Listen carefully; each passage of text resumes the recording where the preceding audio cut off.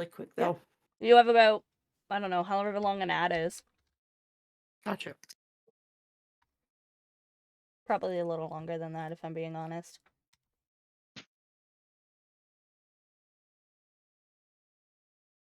Oh my god!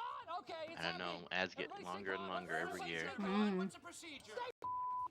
Clariciliadon is number 1. Clariciliadon is number 1. Yay. Congratulations, Clara. Lemondingo has claimed this Thanks. completely pointless redeem for bragging rights. Lemon. Yay. Making What? me open another channel. I didn't have my channel open. Now I gotta go find it. Clariciliadon has claimed this completely pointless redeem Yeah, for especially bragging since rights. your last do nothing Yay. says I have 2 and I clearly have Clariciliadon 13. has claimed this completely pointless redeem for bragging rights. Clariciliadon has claimed What's this Tisk? completely pointless. Clariciliadon has claimed this completely Clariciliadon has claimed this completely pointless redeem for bragging rights. Yay. Are you done? Yeah. Okay. Blueberry now. Seal has claimed this completely pointless. Blueberry Seal has claimed get this it out of the way. completely pointless redeem. Blueberry Seal has claimed this completely pointless redeem for bragging rights. Blueberry Seal has claimed this completely pointless redeem for bragging rights. Drook Dane has claimed this completely pointless redeem for bragging rights. Yay. Drooks is wrong. It reset. Yeah. I love it here. Oh yeah, the D20 is broken. Uh-oh. No. Oh, no, it's not broken. It's because we're in ad. Oh, it's all queued up. Okay, get your keys in. Get your keys in. So it spans. Let's Welcome go. in Drook Dane. There we go. Lemon, you have 13. Drook, you have 13. Blue, you have 10. Claris, you have 6. Did I miss anybody?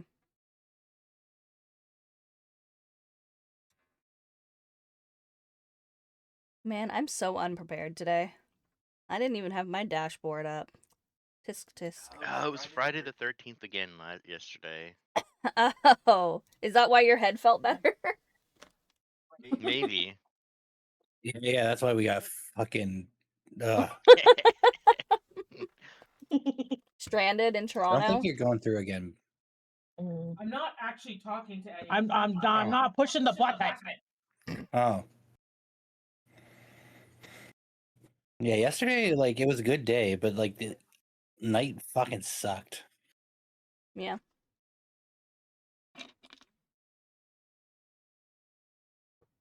Gentle Catfish is NOT first, but Stupid they have weather. claimed it, so now they get this trophy.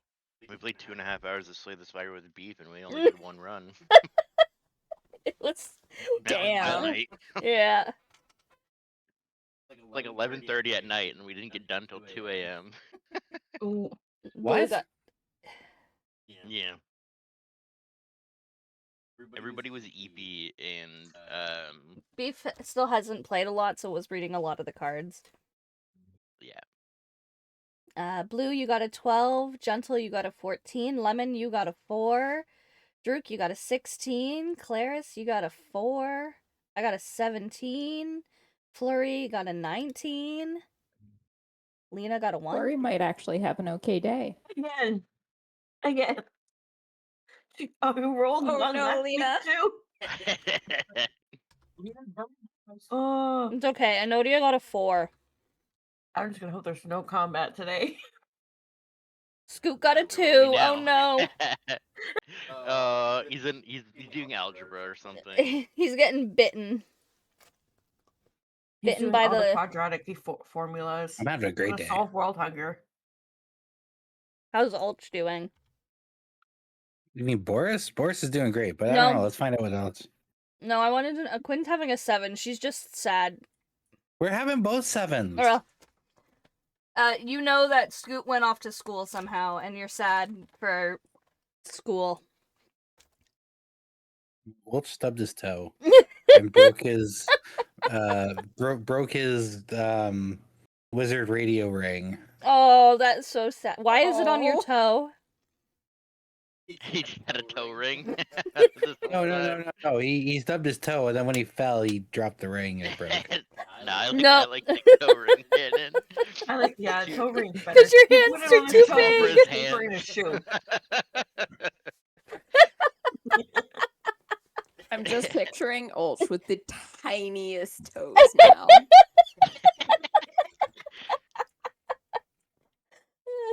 Big giant, itty bitty feet. Yep. Hi, Mr. Pork. What are you doing? What is Mr. Pork doing? He walked over to me looking for pets. Oh, He said, goodness. Mama, give me And the artwork this season is already so good. I I'm love just it. looking at it again, and it's so Yay. good. It's so good. Lanuki did an amazing job. Also, Drew, could you please get rid of the light background? It's really annoying. It looks so bad. I can make it worse. If only you Here. were a black cat. Yellow? Yes. Pee yellow? No, it's lemon yellow. I don't like this. I'm okay with the gray one. It kind of matches the top border, so it just looks like a weird extension. Mhm. Okay. Thank you. I still think we should go back to the yellow. Mm-hmm. You gotta find that like unpleasant yellow that's like partway between yellow and green, and just leave that. As Oh. there. Not yellow. Oh, Yeah, no, it's better than the like yellow Neon? that's halfway between brown Almost. and yellow. Like that one's way worse in my opinion. oh yeah. That's dehydration pea yellow. Like mustard yellow, almost. Oh dear. Anyway, now that we're done talking about pee-pee, Totally normal pre D&D conversations. This is We're Hey. adults, we swear. honestly, Hey, this is Dave. things happen. Mm-hmm. Let's be real. Some of the conversations we had before we hit go on season 1. We're What are you exactly the talking same as this. about? We are completely and 100% all adults here, and we can talk about pee-pee and poo-poo with completely straight faces, but still 100%. find it Some of us funny. can. Not sure Lucy is one of them, but some of us can. Alrighty. Poo-poo. Hi, Corvus. Oh, it's a silly day. That's Oh, that gosh. be. Corvus, out of all of us, there are at least 3 of us that are sleep deprived. Welcome to D&D. Hi, Corvus. Hope you're having fun at work.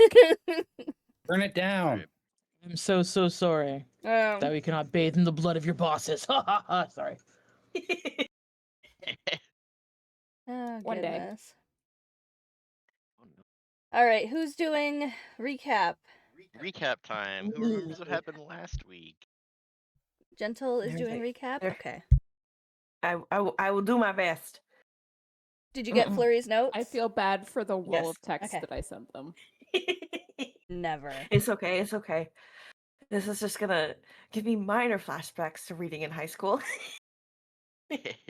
Don't worry, we're all staring at you. Oh, good Where lord. we all suck at reading, so it's fine. Yeah, did you see my Listen. recap last week? Jeez. I want to give a little context though. In my high school IEP meeting for when I was put into special education, my high school English teacher, love the man. This was the funniest thing he's ever fucking said. He told them, the assessors, like during the meeting, I don't know how she understands any of the information because she reads like a 5th grader. And I was like, oh no. Full Okay. mood. That just seems really rude. He was a blunt humor kind of guy, and like he wasn't trying to be mean. He was like, she genuinely is really, really smart and understands all the material I throw at her. Her reading ability out loud is just really bad. And like he meant it in a caring way, not a mean way. You have to know the guy in order to like It sounds so mean, but he really didn't mean it in that way at all. Well, that's good. That's something. Yeah. Language difficulty gang? He was Go. also the teacher who created the bear scorpion as a mythological creature that ate the middle schoolers at our high school. So he You guys had a Borpian? it was the bear scorpion, and the lore was it could be Is the it a size of a bear Borpian or the size of a scorpion, or and it a lived in the scare? swamp out back behind school. Is it a Borpian or a scare? I don't know. All I know is that he was very firm on that it was called the bear scorpion. He did not take any shortening of the name ever. It's like, no, it's the bear scorpion. This is the lore. Make sure you tell the middle schoolers all about this so they're scared. We were all like, bet. Yeah, don't go behind the school, guys. There's a Borpian. Yep, there's a Borpian back there. All Okay, right. I will begin the reading. Episode 3, A Moment of Respite. And they're split into each character sections. So for Jackson, he goes to see Igor at the Emporium of Interest to ask him about the talisman he picked up. I took it from someone who doesn't need it anymore. It turns out to be an anchor heart. It's unnatural and shaped during certain creation processes, like construction of a golem. This is something similar, but Druic, yeah, used to make something of wood. Okay, I'm gonna move on. Is it dangerous? Yes. You put this on a tree and it will die. It's filled with malice. Handle with care. In the correct hands, it could be good, but it could also be bad. Probably keep out of the Druid Grove. You don't want to anchor the Druids. After he goes back to Paradise Island, he checks in with Ruth, who says things are fine, but he was missed. She kept some food warm for him. He thanks her and gives her the following night off, then checks in with the rest of the staff before going to his office. He's thinking about what he left behind in the forest and places the Dryad talisman in a metal safe before going to rest. Upon waking up, he's taking care of bookkeeping when Anders comes to ask him about his trip into the forest. Jackson avoids telling him about the talisman, but seems eager enough to go back into the forest. Anders invites him to a meeting at the Adventurers Guild in the early evening, just after dinner time. Next up is Lena. Lena is being consumed by the memories that she had tried to bury. All she can think about is getting back to her brothers and making sure they're okay and that nothing has happened while she was away. Getting into the guild, there's a commotion in the kitchen and she goes to check it out. She gets a little teary-eyed and goes over to hug her brother as he's berating 2 guards trying to cook food for Jingle like Anders told them to. He realizes she isn't doing good and hugs her back. Then she turns to the guards and tells them to respect the ingredients, as her brother says. She pulls him away up to their room where she forces her brother to promise that he will never go into the Dreadroot Woods for any reason. She then mentions she never wants him to go to Paradise Island, but if he does, he must leave at the very first sign of trouble. Finishing her conversation, she peeks in to check on her other brother, then goes to sleep being soothed by the sound of her brother snoring in the next room. Upon awakening, she finds that Anders has set up a desk in the hallway and goes down to speak with him about the events of the prior night. Jingle and Boris go and have the breakfast at the guild. It's delicious, way better than whatever it is that Lena can cook. Afterwards, they get cleaned up and go to their haystack for rest. Jingle cannot understand what's so bad about the Dreadwood. It's fine, but it bugs Boris a bit, and he's concerned about Jingle. After they sleep, they open their doors to see a basket of food left by Andy with a note that no patrols are required today. They snack and then they chat briefly with Anders about their trip and how they are sad that the Redbirds didn't have any eggs for them to eat. They head to the kitchen and start yelling for breakfast. Flurry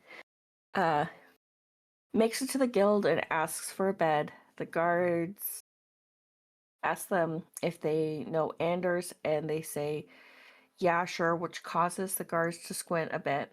So Flurry adds they can ask Lena about them if necessary. Regardless, the guards can tell an adventurer when they see one, and they give Flurry a room key, mentioning that there's food in the kitchen if they desire. They also awkwardly ask if Flurry knows Hedonzi, a Hedonzi named Robin. They respond that they never heard of them, and then ignoring the offer of food, goes to the room they've been given. They lock the door and sink down with their back against the wall, facing the door, quarterstaff across their lap as they fall asleep.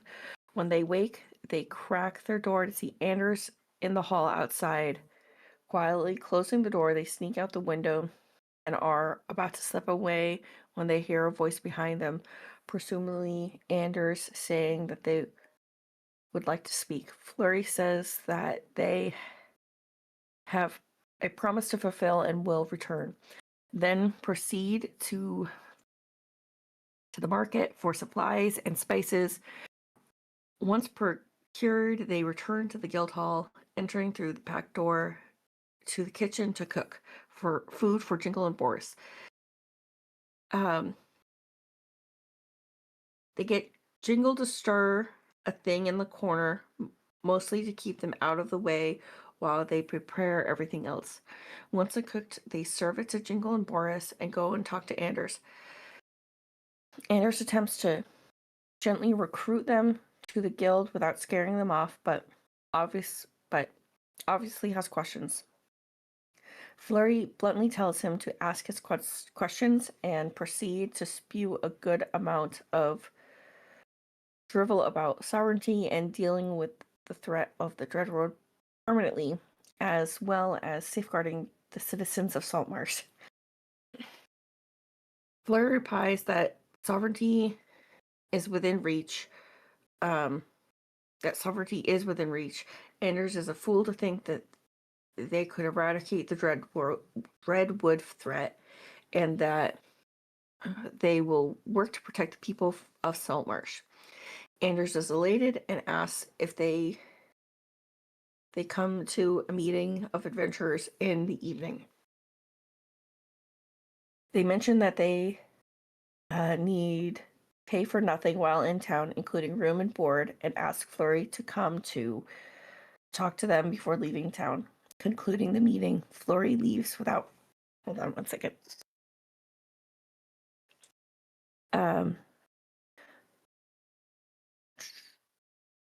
Concluding the meeting, Flurry leaves without ceremony. Leah follows to catch up and formally introduce herself to Flurry.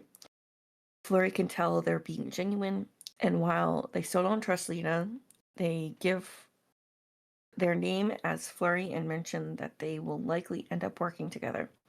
Lena goes back to the guild, and Flurry continues alone to wander until time to meet. And then Anodia. Anodia's father is mumbling to himself in Gnomish. The druids give Carlin a tea to help soothe him. He mumbles something about her getting taller and looking more like her mother every day. There's something more mumble, and there's some more mumbling in Gnomish. He settles a bit and eventually sleeps. Enodia stays by his side, but dozes off as well. Eventually, she hears a knock on the cabin door. It turns out to be Sir Eric, a paladin who keeps his own squad and travels deep into the Dreadwoods, and also a friend who knew her father from before and watched her grow up. She gives him a full report, mentioning that they found Flurry in the same area as Carlin, which Eric finds surprising. They both thought they'd heard that Flurry was working out by the cliffs. She only keeps back the part involving Kier and asking about how much trouble she's in for getting the help without getting fully approved beforehand. Sir Eric clearly hates the red tape, but gives her a bit of a funny look as they're talking. Carlin awakes slightly and says stuff in Gnomish, causing Eric a big concern. He replies in Gnomish, then leads Enodia outside to continue their conversation. Looking back as she leaves, she can tell that her father is in pain. Outside, Sir Eric says that it's too dangerous to move Carlin in his current state, and that he needs to stay there while he recovers a bit. Enodia tries to get him to tell her what Carlin said to him, but he says he doesn't wish to break the oath he made to Carlin. It is mentioned that he hasn't spoken / heard Carlin speak in Gnomish since Enodia was born. He says he's seen stronger men leave the Keepers in a state less serious than Carlin's current state. They decide that it's best to keep things. They decide that the best thing is to pack the camp and retreat to Burl to abide the will of the council. He discharges Enodia from the Keepers and tells Keepers telling her to stay in Saltmarsh to tend to her father, and work with the council to hopefully work off any debt incurred by requiring their assistance. They ask a bit more about her father, and Eric mentions that he misses Enodia's mother terribly, and the only thing greater than that is his love and care of Enodia herself. After he leaves, Enodia goes back inside to her father's side and has a breakdown, then wipes away her tears to begin working on her report to give to Sir Eric before he leaves for Burl again. Once she finishes, he comes by to collect the report and say goodbye. He says things have been arranged with the council. There will be no need for big money payment, just for Enodia to lend her skills and expertise about the Dreadwoods to the guild for a while. And he gives him her keeper's token. He also mentions that he has a pigeon for her and that he expects reports from her every week. They embrace and then withdraw slightly so she can speak with Anders, who is just approaching. They chat a bit. He's extremely pleased that she has a report ready for her, and invites her to the adventurer meeting that evening before leaving. Final farewells are given to Sir Eric and the group, and they depart. Then they start making their way to town for the meeting. That's the end of the notes. Yay! Woo! Yay, GG's. I don't have anything to add because that was essentially like the cleanest play I could have offered. Yay! Thank you, thank you. Yeah. So, with everyone coming back into Saltmarsh, the party lines being drawn, and a meeting for what goes next in the evening time. That is where I think we're picking up right now. Woo. Heading to the Adventurers Hall. We are a smooth Johnson down, but for purposes here, Jackson will attend the meeting as kind of organized. The way that I operate PCs being away is they're available at your disposal. If there's any questions that you might ask or wonder if Jackson or whoever is missing at the time might have information to include in this, just let me know. Otherwise, they just kind of T-pose in the corner until their players return. But unless, like, if you ask about, like, hey, what do you think about this, then I'll just have to make it up. We need like So, a T pose for each of the characters so that we can put it up on screen. Just like, you know. 100%. as long as Flurry gets to do a handstand in the T-pose. Oh my gosh. The T pose is just the monkey feet instead of the arms. Joe might have, but Flurry would never, guys. Oh, Flurry true. is way Yeah. too serious. Yes. How could we forget that the Hodozis are not the same Hodozi? So you dangle from the ceiling with your feet out for the T pose. My goodness. Sorry, I'm Wrapped up silly in thorns or something? Like what? Oh, It was actually kind of ergonomic a little bit, you know? really good for the back. I'm just Oh thinking my it's like goodness. hanging from the tail, like doing the T pose with the legs, and just like the arms crossed and most unimpressed look on the face. Just like a bat. I want you guys to know I have eaten so many cheesies in the last 24 hours. That's a lot of Okay, you cheesy. don't need to flex on us. I don't know what it was.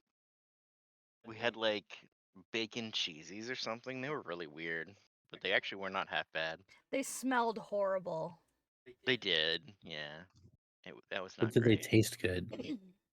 They did. They were weird. They were certainly weird, but they were good. Were they good? Yeah, they were Yep. kind of weird. I mean, there can be things that are weird but good. You're like, I wouldn't have Yeah, like the normally rain. eaten this, but I was holding myself back from saying, you mean Drook yourself? all right, enough of that. Okay, D&D let's do time. this. It does take a bit of time to get everyone together. Some of you are there already with Jingle, Loris, Lena, Flurry. Anodia, you had a bit of time to prepare, get your things together, and then make the trek from the Druid Woods back through the city.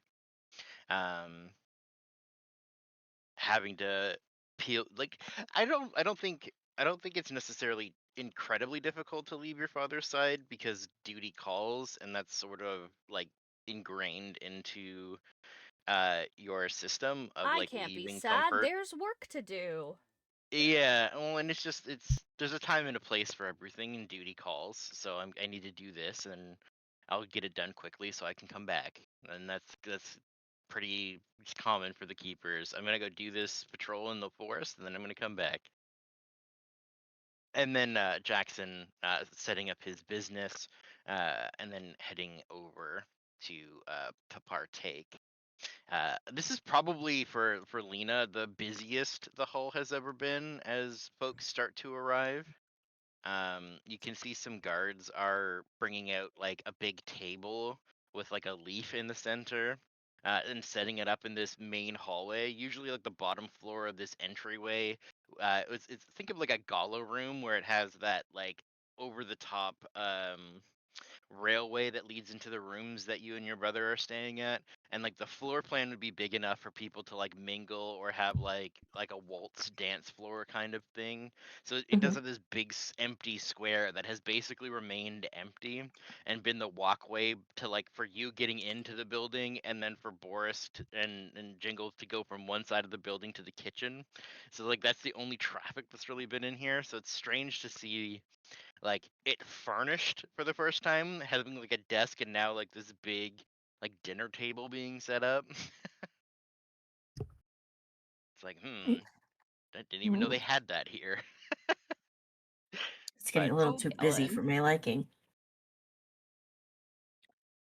and I think from a deduction standpoint, as somebody who kind of can read the area, there's more chairs being brought out.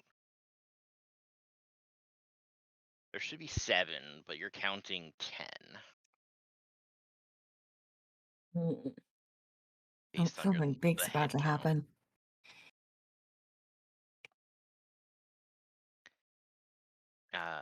I think Before your too many people gather, Flurry is like not quite hiding, but hanging out on the second floor as they want to watch who's coming in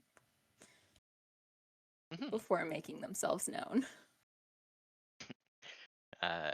It was requested that as we are doing adventurers business, and some matters may be discussed, that your brothers remain in their room during the meeting time period, just as a courtesy. Not that they're necessarily restricted, but they seem happy enough to remain. Of course. It's big sister business, so you do your Mhm. thing. And I think you would see uh, very punctual and on time. The one of the first guests to arrive speaks to the guards specifically, and you see Dame Nessa, the captain of the guard. Lena, Hello, Captain. you know her pretty well, Mhm. but this might be the first introduction for the rest of those present. And I think it's probably, yeah, it would be Dame Nessa that arrives before Anodia and Jackson, just because punctuality is a thing. She looks up and she gives you a little like curt wave, trying to maintain professionality. Like, yes, I am the captain of the guard. I am here on official business. um, but she smiles and she gives you a little wave. She talks to some of the guards for a moment and dismisses them. Basically, once everything is kind of set up and arranged, there's inkwells and parchment that's put out on the table, and some refreshments that seem to be brought out. Um, sort of, business little sandwiches or something, but little treats to distract Jingle and Bars. Because We've already snacks got are our plates required. out. We're already at the little, just taking a few. I take an entire one of the plates and bring it down under the table for Boris. Maybe another platter. She remarks to one of the guards, just seeing the food deplete already. Boris like puts his front legs up on a chair and is trying to like jump up into it so he can just try and sit in a chair. See the table. Yeah, it's awkward because your physicality doesn't super allow the chairs, but they do have a larger chair with like the arms on the side, so it kind of like scoots around your boar bottom. But you do definitely have to have hooves on the table for you to like properly see. Uh, it's a little awkward, but absolutely you can sit at the little table with everybody else. The guards are wholly confused, but you know what?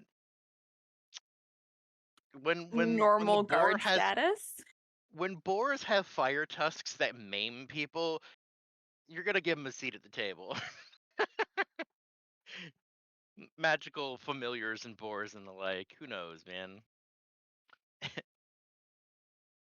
Yeah.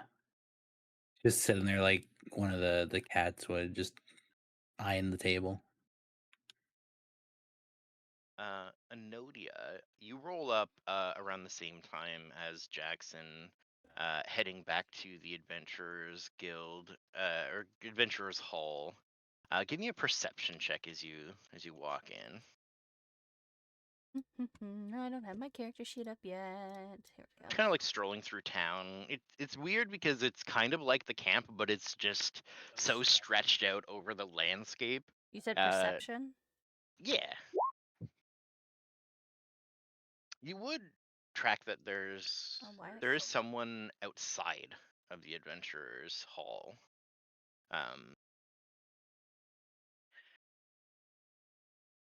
You can see when you come around the corner that they're kind of watching your approach, and it's just that little bit of like surveillance tingle that reaches you. You've seen enough scouts, you've been around enough scouts to tell when someone's scouting. Mm-hmm. It doesn't look like it's particularly threatening. It's kind of like a curly-haired, waifish-looking half-elf or elf that's watching you. So it's not like a particularly intimidating glance, but you just do realize that he was waiting, and he basically locked eyes with you and has been watching you, like half nonchalantly, Like trying like not deliberately, to. but not trying to make it look like he's watching you. Yeah. Hold on. I wanna do something funny.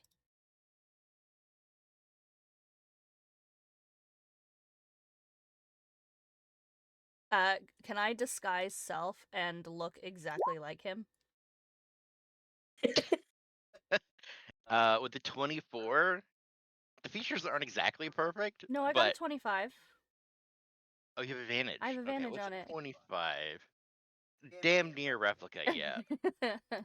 But can I make his nose slightly bigger? You can. Cool.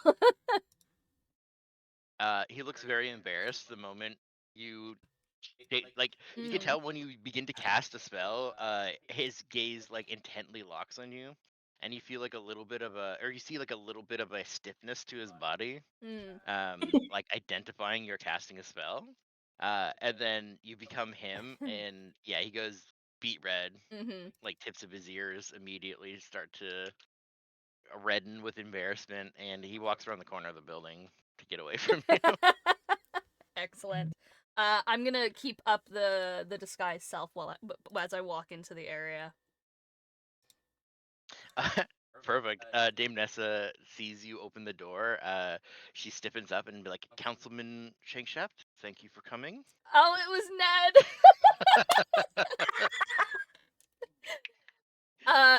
Does she notice that the nose is different? She gives you a little look. I think I need to an intelligence save investigation against your spell save DC. So let's see if she can see through the illusion. No. You can tell like she begins to yes, sir, your seat is over here. Councilman Solmore hasn't arrived yet. There's not like direct eye contact and like prolonged looking. She's getting straight to business. I'm gonna take the seat. I'm not gonna say a word. I'm just gonna take the seat. Just like maybe a nod of the head as I sit down, crossing my hands over each other and just kind of surveying the area while I wait. Cause he has to come back. He's a guest. Oh no, she kind of like helps you get seated, kind of professionally, and she leans down and she's like, "We need to make a good impression, so let's please act in a way that is becoming of a councilman." She doesn't know you're not him. I'm just gonna nod.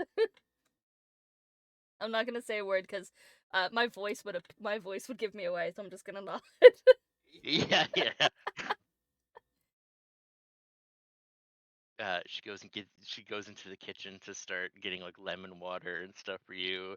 Oh Just my has no God. idea.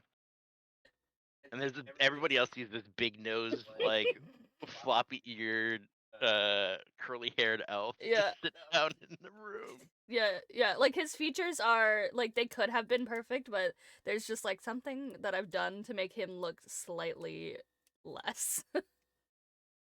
He has like a bigger nose, like like just like very like it's noticeably bigger and it's like a much rounder. Almost like a clown nose on the tip of his thing. The bad nose job. Yeah. You really make Ned look like Ernie. Yeah. Maybe I did.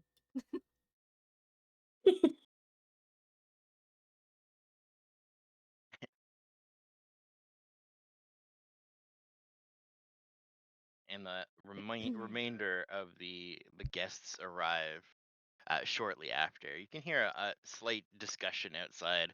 The guard presence seems to usher out after everything is set up, essentially just here to put things together and to make sure that everything is in order for the meeting, and then they vacate to give space.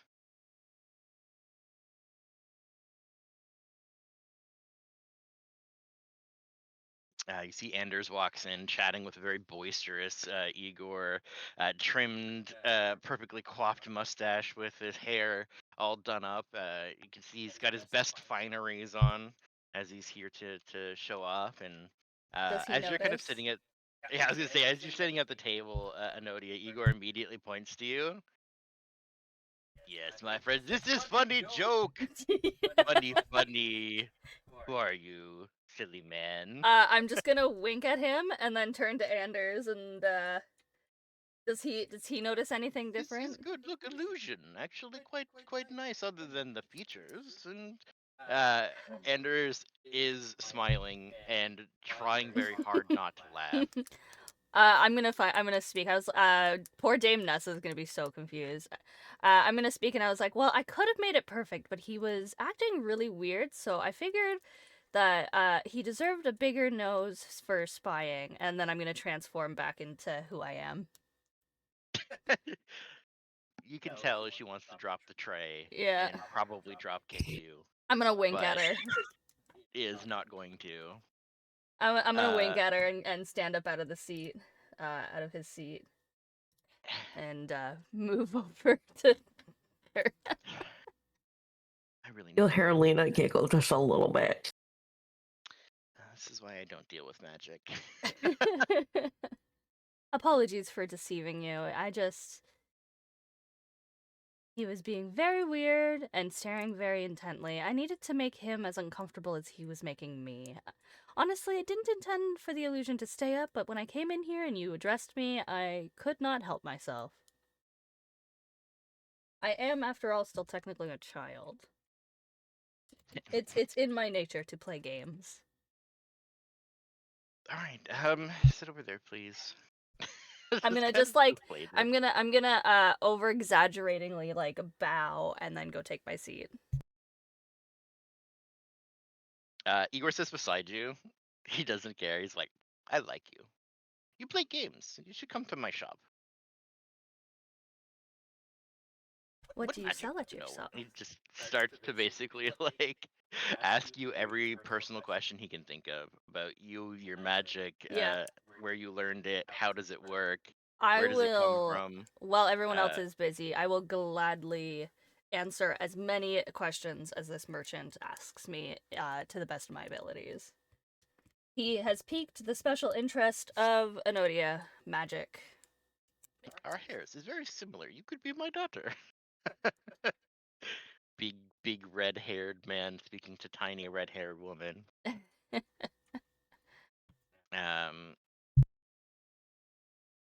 Very sheepishly kind of slipping through the door as everybody's moving around. Councilman Shankshaft is like just kind of slides in, and Nessa gives him a look like, what the fuck, bro? Yeah. If he catches my eye, I'm just gonna like wave to him. He gives you like a really half-hearted little wave back, and the concern on his face now, like it's not there's no confidence there. He's just a little scared now. He's messed up and made a fool of himself already, and he's like, "Oh, this is a super important meeting, and now I look silly, and this is not what I wanted." He goes to sit down, and you can see Dame Nessa is giving some words to him, and They're being very like professional about it, but you can tell she's absolutely scolding him right now. Can I send message to him? Yeah, absolutely. So I'm just gonna post that so that people can see it. And then I'm gonna say, hold on.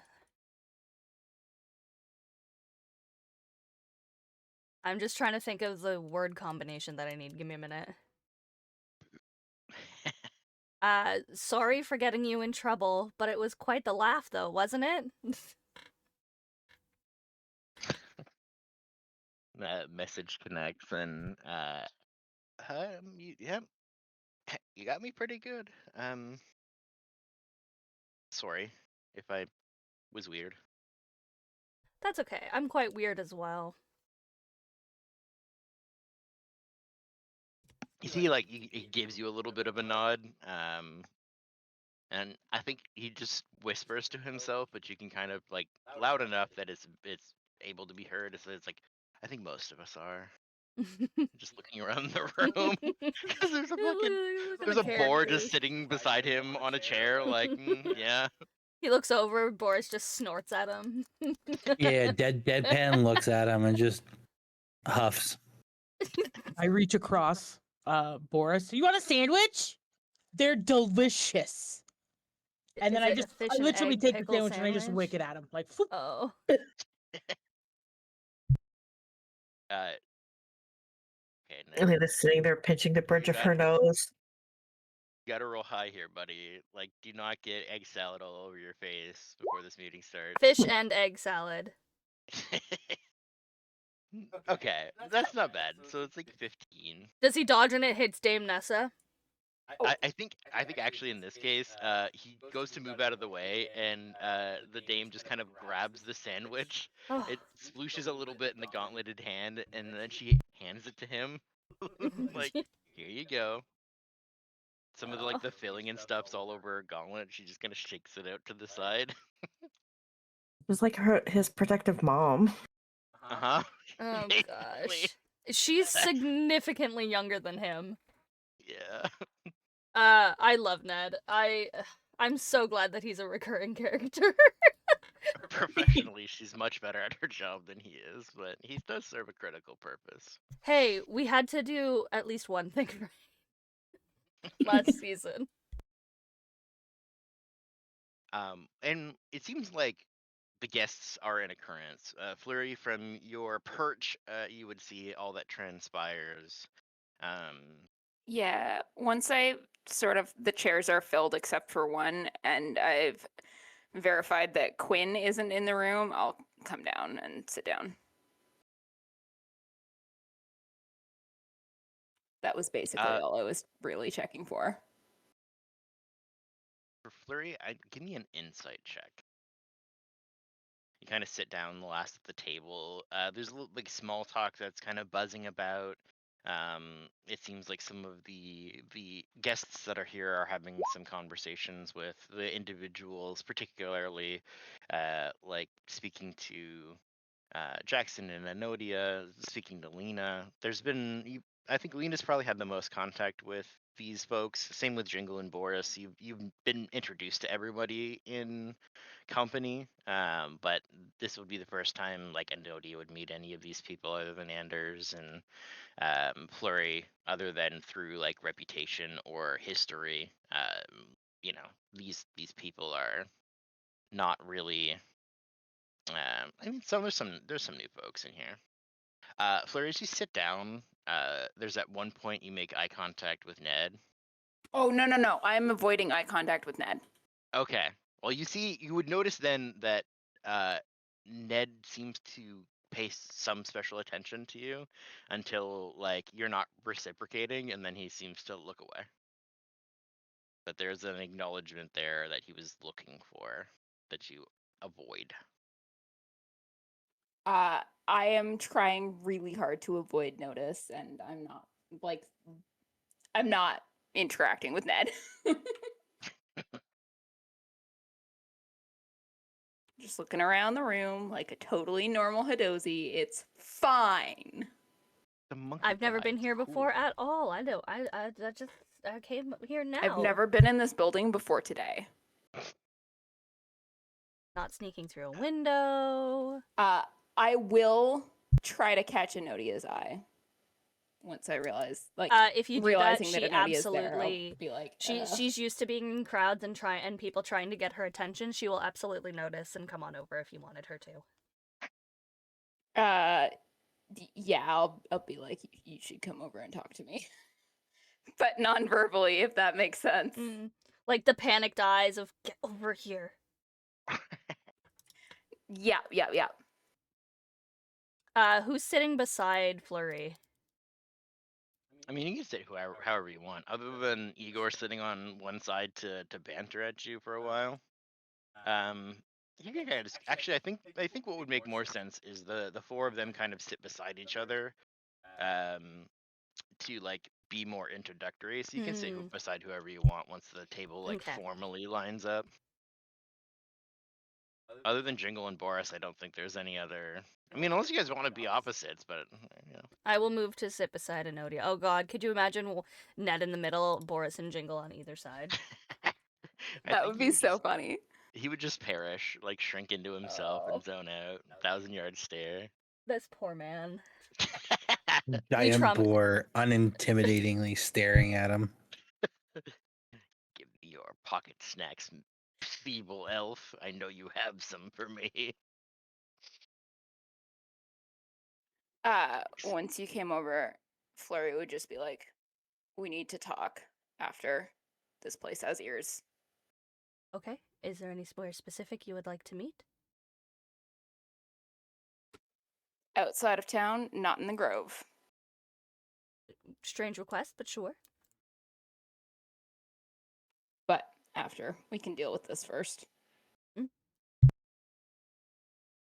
I'm assuming the meeting would probably start shortly thereafter. Yeah, I think like finding your way into your seats, and Anders would pick up immediately. Hello, my friends. Thank you so much for coming here today, this evening. It was a harrowing day, the day before, to great success. I wanted to introduce all of you to our support systems. As we've now grown slightly in size, at least temporarily, and sort of gesturing to Enodia, I believe we have enough adventurers to begin to undergo some more endeavors, I hope. Enodia here has offered their knowledge and services to Saltmarsh for a period of time in which her father's recovering. I'm sure you're eager to get back to your keeper duties, but I'm more than pleased to have you for a period of time and share some of the knowledge. I just wanted to introduce my colleague here, member of the council, Mr. Ned Shankshaft. Ned sort of bows a little bit. He is our council member for threats and mysticism. That's a fancy title for a man who just gets spooked all the time. He looks a little sad, but I mean, it's good to be aware of magical threats and dangers that may come to Saltmarsh, and you can see Anders kind of chimes up. Rightfully so, my friend. He is definitely in charge of monitoring the threats that come into town. He's an expert interrogator when it comes to criminals who come through our town or that means us harm. He was quite instrumental in the defense a number of years ago when the town was destroyed, and I believe at least 2 catastrophes have been prevented in the time since. And you can see like Ned gets a little confidence and puffs out his very small frame, Mm.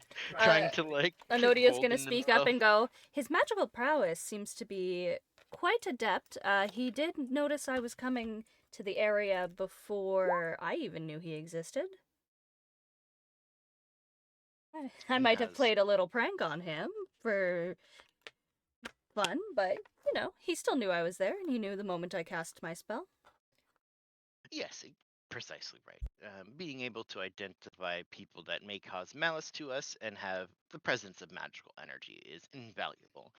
And this is his aide, the captain of the guard, Dame Nessa. They work together for physical and magical threats to the town, as well as subduing those who would cause harm. You know, it's very quite difficult to keep a wizard or a sorcerer in chains when they could simply just teleport away. So the two of them together work very, very well. But if there is a matters of mystical urgency or threats that are on the horizon that Saltmar should be aware of, any wards or traps that you may encounter, these would be your best contacts. I just wanted to make sure you were introduced and well informed, that if there is any aid that you need through mystical means or through interrogation purposes, these folks here would be at our disposal or at our aid when they're available. And you see they kind of nod, and Dame Nessa gives a bow to the adventurers. She says, I have worked alongside Lena for quite some time. I know the effectiveness of your patrols. You see, she wants to say more, but she looks at Jingle and says, "Your pat rolls My pat are rolls are amazing. and well appreciated by the communities. You keep Oh, us perfect. safe, and I appreciate that." She also thinks you're a menace, but she's not going to say that. Hmm. And this is another contact for magical purposes. Igor is our adventurer consultant. You see Igor kind of stands up and gives a big bow. Uh, yes, my friends, I run the Mystic Emporium, a nice shop where you could spend some of these fine stipends from these council members. And you can see he shakes Ned and Anders like, if you have coin that burdens you, come to Igor's. I was adventurer from the Sword Coast. My travels led me north to Icewind Dale. Have you heard? Have I heard? Flurry will perk up slightly. Icewind Dale and Nodia, give me a history check. And the other one as well. Have I heard of either of those? What am I doing? Investigation? History. This is more like a knowledge. Do you have stories or maps from different regions? Damn right I do. Damn right you Can do. Sword I Coast is also the. Oh, go ahead. can I also roll history too? See if Lena knows Absolutely. anything. 19. Okay. I think both of you would know about the same on a 1920. The Sword Coast is the continent on the other side of the ocean. There is travel, very dangerous travel between the two places, as there's kind of like an elemental royal in between, and deep sea that connects the two continents together. So the travel is dangerous, but there are certainly ferries and ships that go from Saltmarsh to the Sword Coast region. Waterdeep is the main like connection point between the two. But you know these ships are usually like massive, and they take months or weeks to travel through the Royal, depending on the time of the year. So this is like not sailor work you would ever want your brother to go on, because people do perish during these travels. But exotic goods and that sort of thing is usually worth it. So it's enterprising businesses that are trying to get products from one country to another to sell as like curiosities or mysteries or exclusive stuff. So it's a certain caliber of person that would change continents, um, or that was able to transpose themselves through magical means. That is the safest way to travel between the two places. I'm not going through the ocean. but not a lot of people have intercontinental travel. As just like, hey yo, I'm gonna go to Waterdeep today. Let me just teleport over there with my 7th level spells. Like, not really a thing. Anybody has. These would be like grand wizards and stuff. Um, so having an adventurer from that side of the world, and then he also mentioned Icewind Dale, which, as far as some would know, certainly Flurry as well. On the Sword Coast, there is a series of mountains that separate most of what's called the Sword Coast from Icewind Dale, which is essentially a frigid, frozen part on the northern side of the continent. It's like super Canada. It's frozen all the time, and they have been in perpetual night for the past 15 years. It is never daytime. It is always nighttime. So I a guess pretty Flurry terrible would place to be. basically just assume that Igor is like a fairly dangerous person Mhm. with that bit amount of history.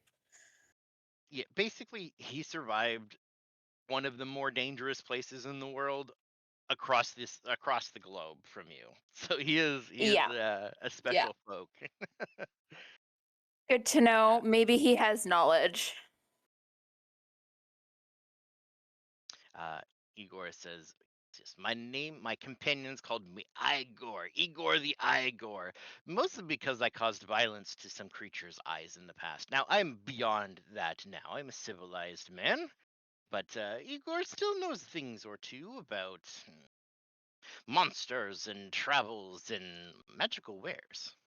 Most of what I sell is things that I have found on my adventures, but retirement called. Igor's friends went time and time again, starting families and building farms. So I thought maybe a new place that smelled like fish. And I came here. If you want magical wares, if you find magical things and you want to know what they do, please come see me.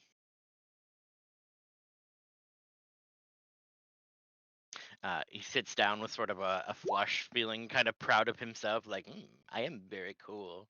I am Igor. You just see that sort of proud merchant facade. Flurry will make a note in their notebook right at the table. Enodia's note says, "Ask Igor about books." Andrews does kind of gesture towards Enodia. I believe you had mentioned there were several sites of interest that might be in or around the Dreadwoods, maybe beyond? Well, the one that I was thinking of is kind of actually not that far from Saltmarsh. I believe that it would be the good place to go. Still far enough from the woods that we can recover, but close enough to it that we might find something fascinating. And her eyes kind of like glitter at that. She's gonna unhook the clasp on the thing of Gutenberg, and Gutenberg is gonna fly out of its casing and open, flipping to the page on what is it called? The Tower of Xenopus. Xenopus. On the Tower of Xenopus, and she is going to read out loud the information that she has on it, which isn't a lot, but it's still something. It was a tower that was controlled by a wizard.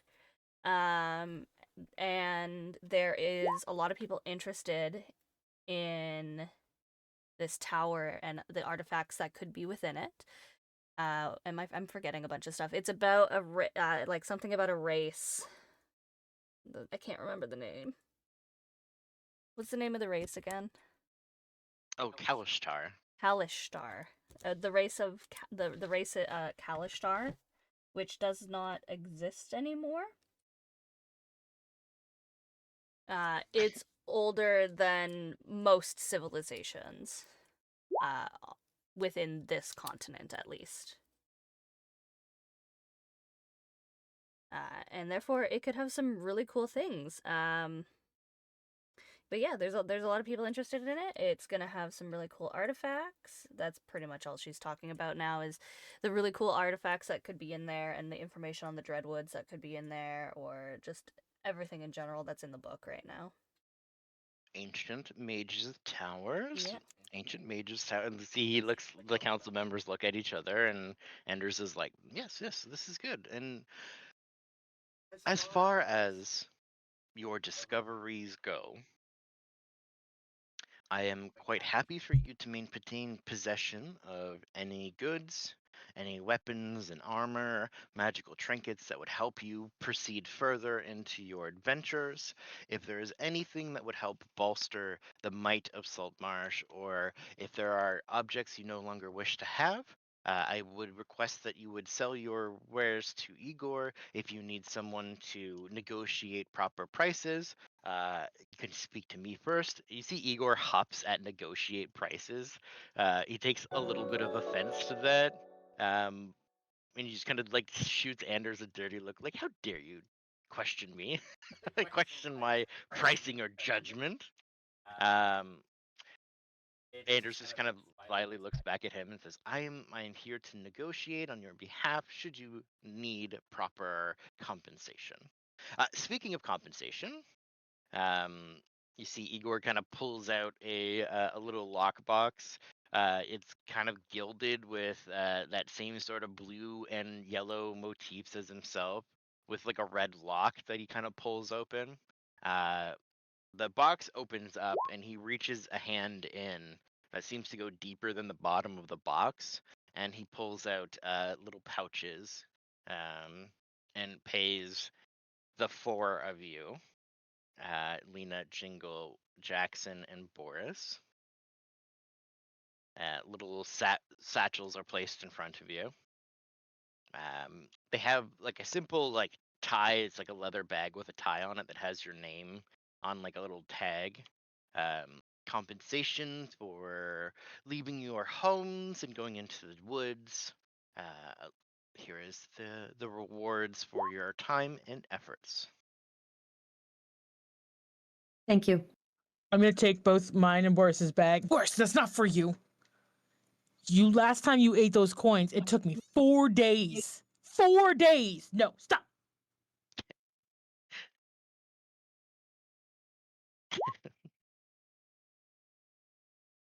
Or just gives like a defeated look and just kind of. If a boar could have slumped shoulders, he would. Just plop your little snoot on the table, like. God, I have a question. Mm-hmm. For story purposes, can I have one single very old piece of saltwater taffy in my pocket? Sure. I'm going to take it out and I will slide it across the table towards Boris. Boris chomps down and eats it, wrapper and all. Yum, yum, yum, yum. I assume that it is very old and stale and sticky and possibly locks your jaws together for a little bit. Oh, that's rude. It's just like a 4 years old. I don't make the rules. It's just a snack. Nom nom nom. Is it goopy, or would it just be a rock that you're rolling around in your mouth? I don't know. I feel like it'd be really hard, and I'd just like be sitting there trying to get through it. Yeah, I've given you maybe a something rock, like that. a sugar rock. Very old. I'm Fantastic. just imagining now, like the candy bowl at your grandma's house, that it's like it's been the same since the like 4 Christmases ago. Like, Yeah. tasty. I am still carefully not making eye contact with Ned.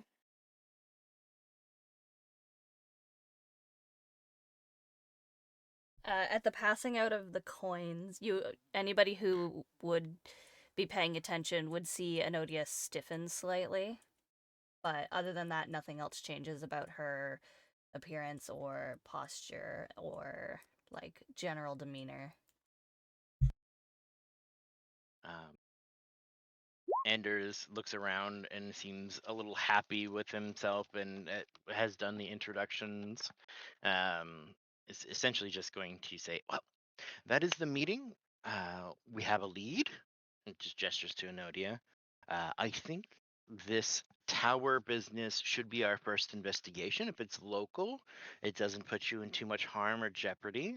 I believe you can collaborate on that. If there's any approval from council members or anything else that may be required to go on this endeavor, please reach out to me. These folks here are at your disposal should you have questions or queries. And you see they just sort of nod and look at each other and says, "Yes, come to Igor's Emporium anytime. Even just to have coffee, a little snack in here. There, snack. Always, I have the most delectable snacks.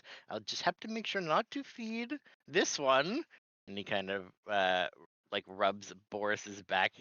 "I will not feed you any dried boar snacks. Cannibalism is wrong." Boris just kind of looks at him, just still trying to chew through the taffy. The formal part of the meeting sort of breaks up now as they stand up from the table. Ned sort of nods to all of you and says, it was nice to meet you. I'm going to go back to my council chambers for the evening, but if there's questions, we can meet if I'm available, or we can schedule a meeting. Good night." Can I roll insight on Ned? "Sure. What you looking for?" What does he know? What is he like? I'm getting weird vibes from Ned, and I want to know. That's just I- Ned. We all know that that's just Ned. Insight 11. With your insight earlier, you remember seeing Ned brings a lot of like memories back to the forefront, like when you had first met him, what he Yup. was like before. You can see he's less skittish now, but in this tense situation, a lot of that has reverted back to like a less professional attitude. And you're seeing a little bit more. He's like cleaned up and he's a little fattened up and rested, but he's kind of the same scared elf that was on the ship. And you know he's a mind reader. Yeah, I'm trying not to do a whole lot of thinking, You know he senses. but I the can't tell thoughts. if he's like actively trying to read my mind. With an That's 11, why it he is tried to stop me from stacking. Bastard. it is on an 11. You are convinced he knows who you are. He undoubtedly, because that the mask obscures you, but it doesn't stop someone from reading your mind or reaching you telepathically. Yeah, His purpose for being here is to scan the intentions of everyone here. It has to be. of course. Thinking back from when you snuck out of the room, hearing his voice again now and how he talks, that he was outside. He was the one that asked you where you were going. Of course. If he leaves, I'll probably follow him. You can tell he hasn't made it very obvious, but because you know who Ned is on an 11, I'm also giving you the worst assumptions you could have as Flurry. Oh yeah, 100%. I am making the most paranoid assumptions. Exactly, and that's on the 11. That is the most paranoid assumption that you will have. Like, he knows who you are. Why is he being cagey about it? You're not sure, but yeah, he knows everything, and He knows. is, He knows. He knows. Yeah. Exactly. Yeah. As he leaves, I will follow. Yeah, the dude that's in charge of interrogations. Well, yeah, no shit. The guy that can read minds is good at interrogating. Yeah. Yeah.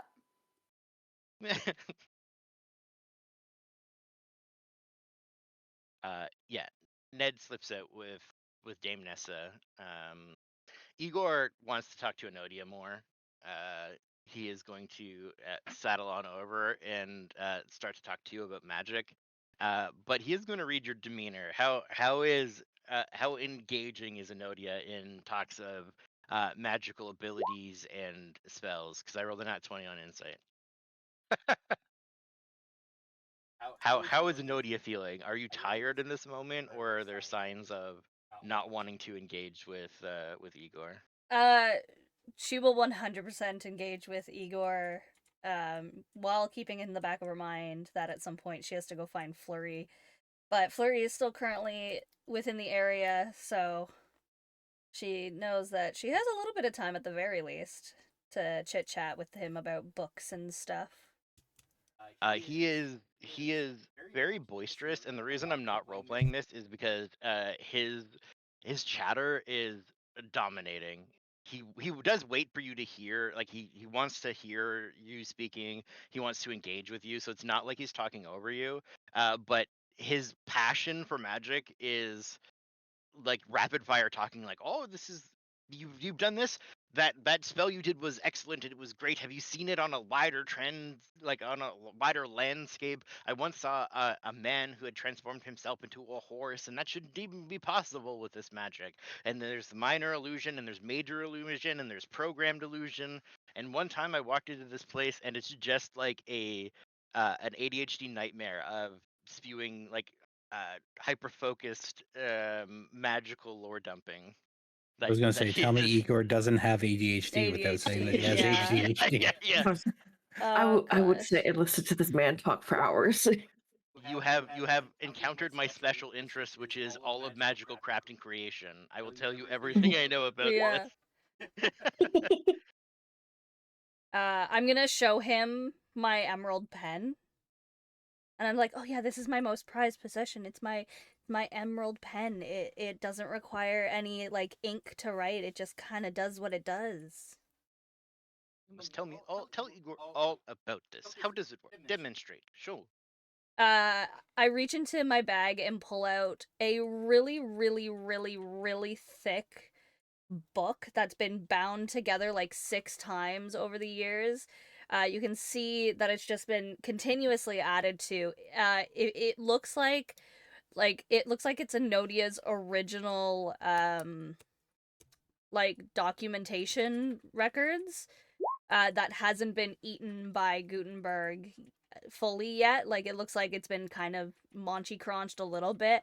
And at the very back of the book, she just flips to like a blank page and she just starts writing with the pen. And while doing so, it casts like illusionary script and changes like languages. It changes like visibility as she writes. Like it can do a lot. So the Emerald Pen is really cool. At least to Enodia. It's fantastical. I would. And he kind of like squints at you. Is like, I would want this for myself, but I think if it is your prized possession, you wouldn't pass up on it so easily. But I do have a pen that when you write it, it changes the clouds in the sky, or if there are no clouds in the sky, would produce clouds in the sky to send your message aloft. It's a skywrite pen. That is So you can quite send messages. fascinating. I used it once to shame my brother-in-law because he was a fraud.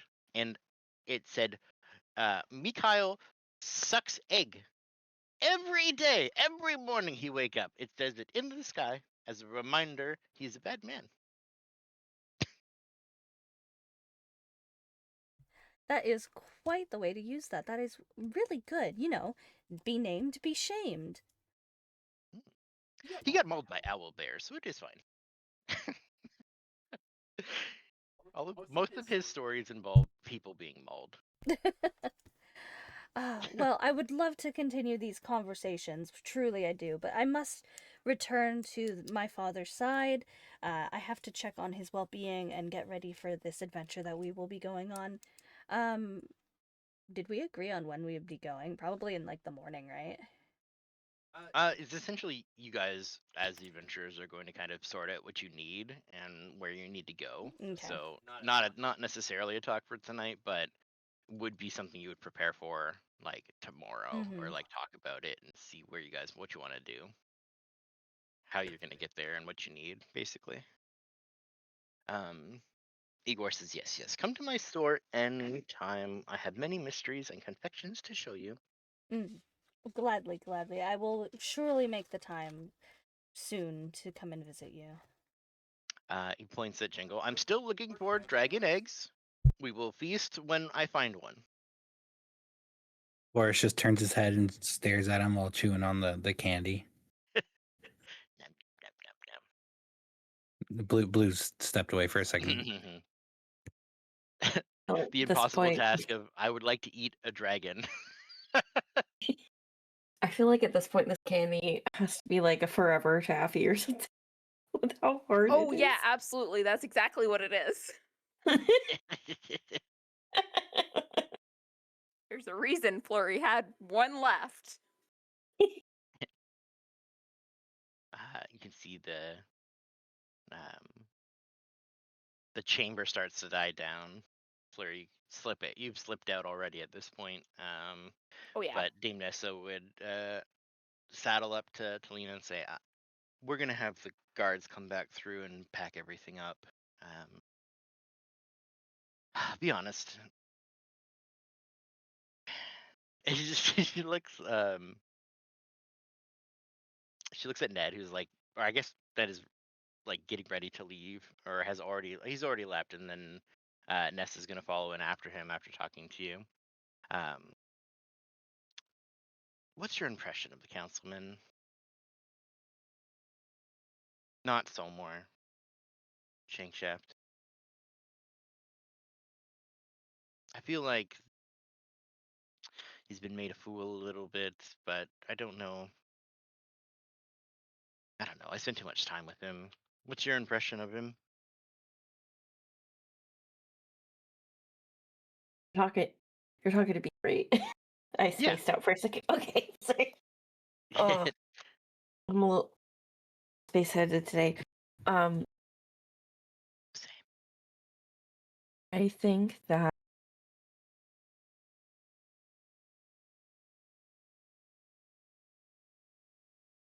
I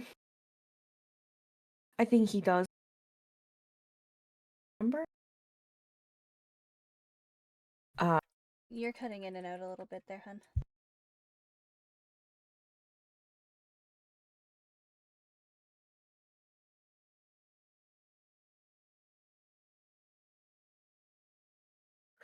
Is this better? Yes. Yep. Okay. I think that today I think he was made a little bit of a fool of, but I don't think that is a terrible thing. It lightened the slightly tense atmosphere of the meeting. I just feel bad that it had to come at the cost of someone's integrity a little bit. Well, that's good. He was rather nervous about meeting everyone, and he's much better with assessing threats than facing them. That is absolutely fair. Okay, I should go catch up. We'll see you again. Yes, I will see you around. She gives a nod and kind of heads on out the door. Flurry, you're very fast. I'm so fast. I catch up to Ned so fast. Yeah, and there's not a lot of distance between there, so he's not moving particularly like fast or with purpose. You can see that he's actually like taking a moment, looking out at the bridge and like breathing for a moment. You definitely get that collecting yourself after a stressful situation kind of reprieve moment, and that's kind of where you can catch up to him whenever you want to jump in on that. But he would keep making his way back towards the council chambers. Yeah, I'll catch up to him as he pauses. And I'll just be like, "Okay, Mr. Mind Reader."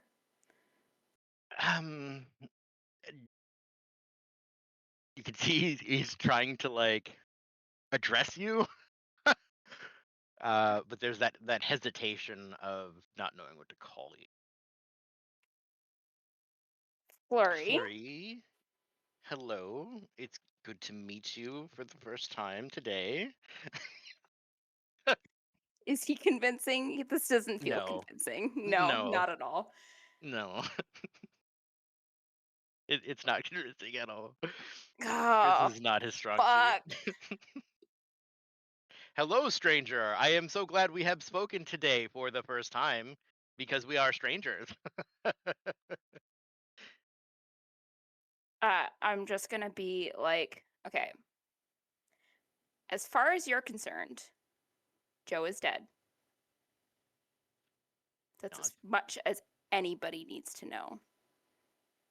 I'm Flurry. Do we have a problem?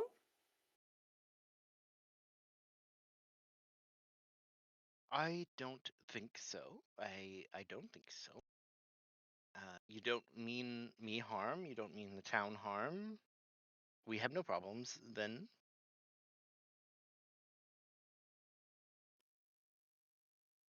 Don't mention me to Quinn, okay? I would not want no. He does not want any of that smoke. That is your personal business. I don't have dealings with the Archdruid any longer. Quinn is under Ida's foresight. Okay, good. Good talk. And I'll leave again. Have a good night.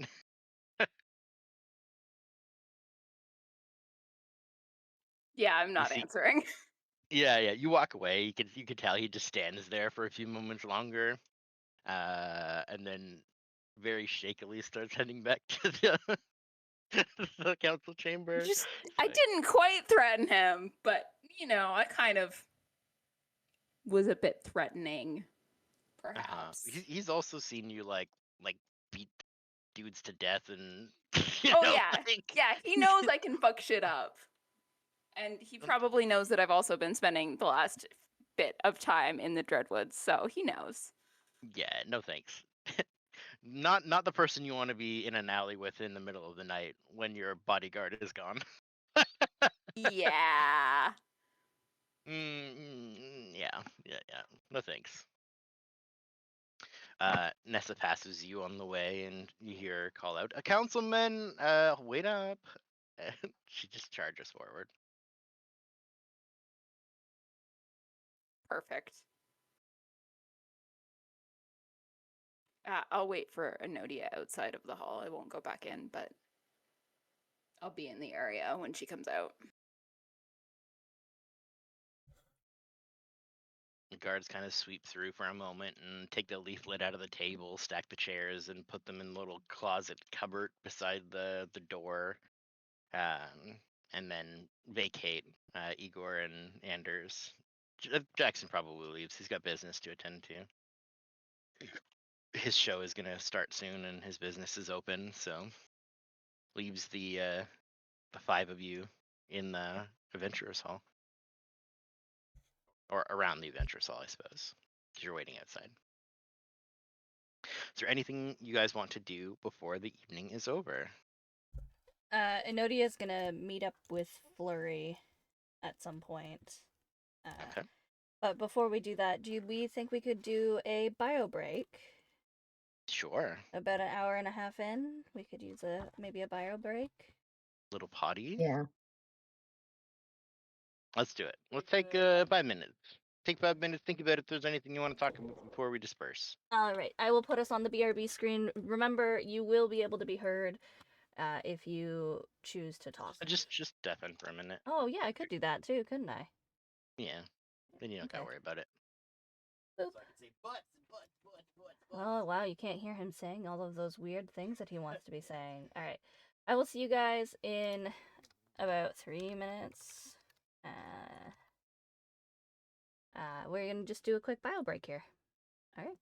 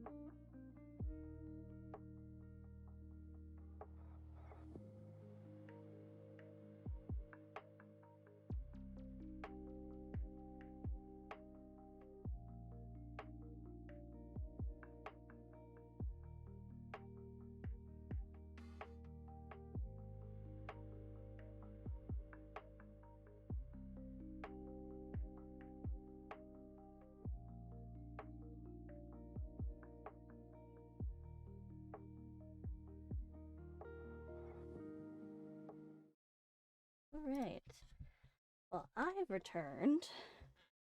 I don't know about Welcome our back. cohorts. Oh, yes. Excellent. The cohorts. I think it's funny because I like caved and took a bathroom break Yeah. 5 minutes before we were like, okay, Ah. break time. I had to take a break because I was not gonna make it through another conversation. Yeah, that's so fair. Oh goodness. I wanted to grab a snack. So Snacks are good. snacks are good. Alright. Well, I'm back, you're back. I know Druk never left. I'm here. Blue's Uh, here. Boris is just going to bathroom. That's fine. Everybody needs a bio break every now and again.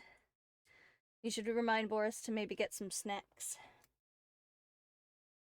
I assume he's still working on the taffy. He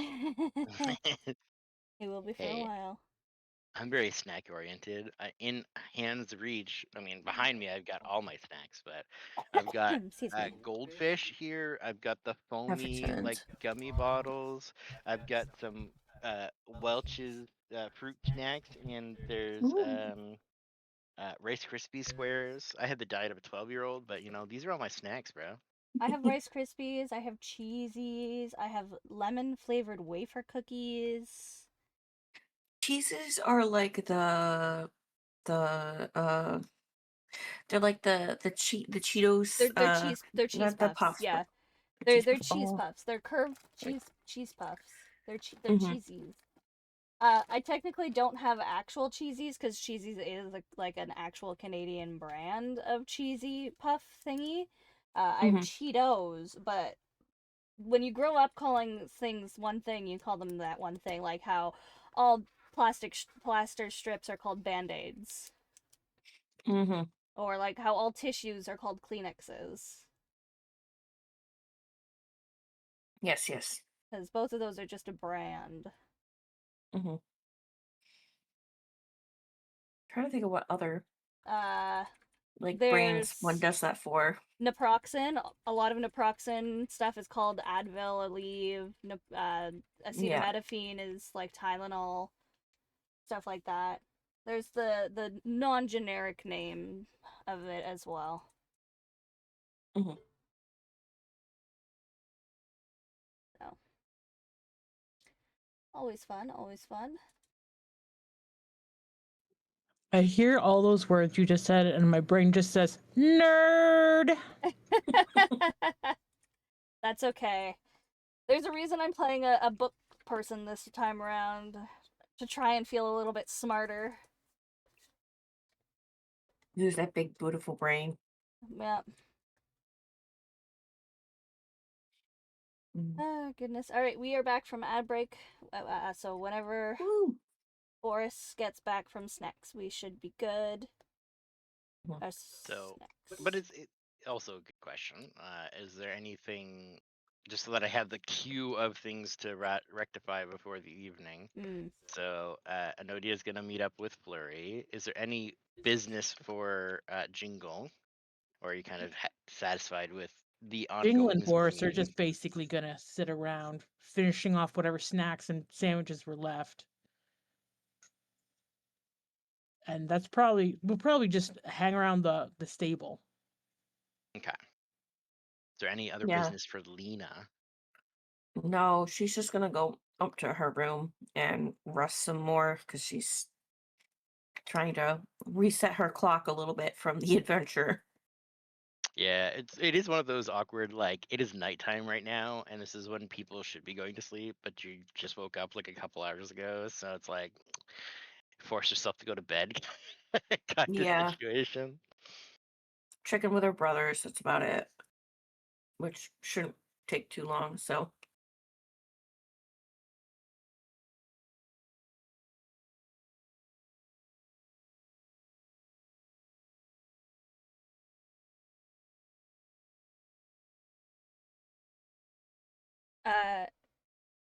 Enodia is also going to be sending off a message to Dear Commander E, is how I've addressed it.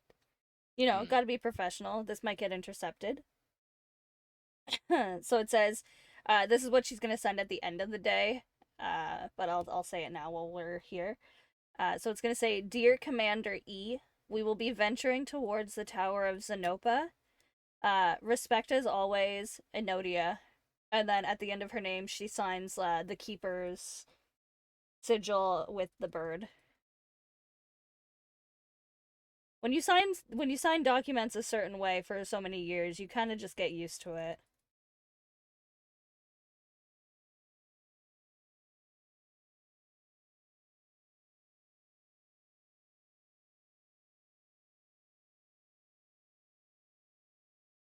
Anybody excited for the new Pokemon stuff coming out?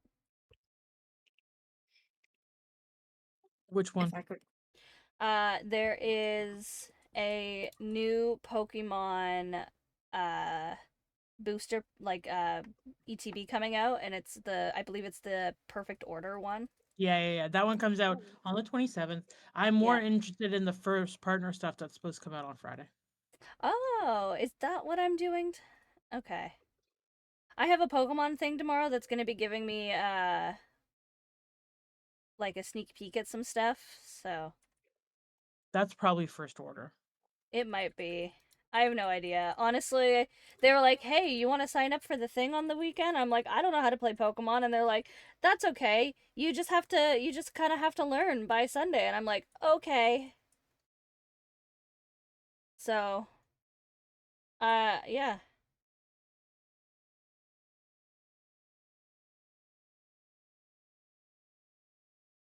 Doing some good stuff. Good Pokemon things.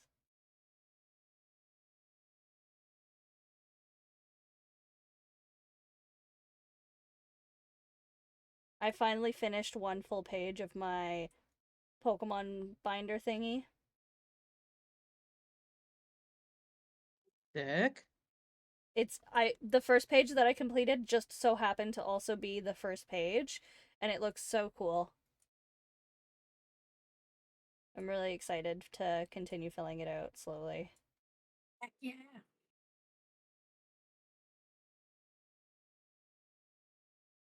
You talking about Pokemon just reminded me about Yeah. Pokemon Go, and I've opened it, and there's so many score bunnies right now.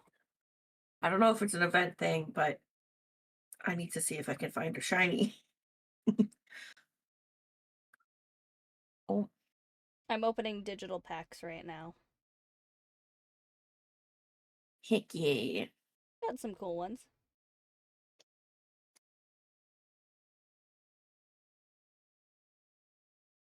I think what's going to be the most difficult is, along with the Pokemon cards that I'm collecting for the front part of the binder, I'm also doing a section in the back part of the binder where I collect a card for each one of the different like forms that are available.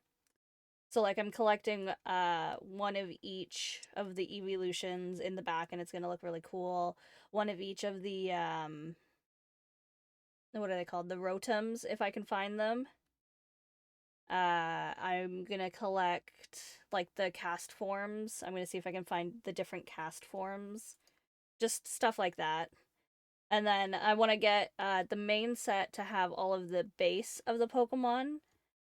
So like Meowth has like two different forms, the Alolan form and the regular one. I want to have the regular form Meowth in the front of the binder, and then a separate section in the back for the Alolan form Meowth line, which I think would be really cool.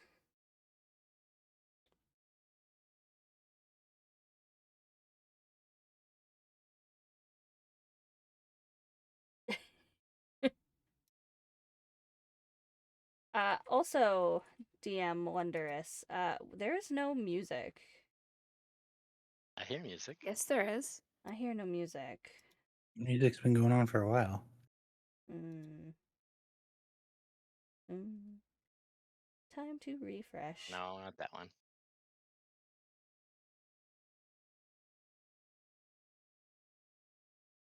Why is it blocked audio?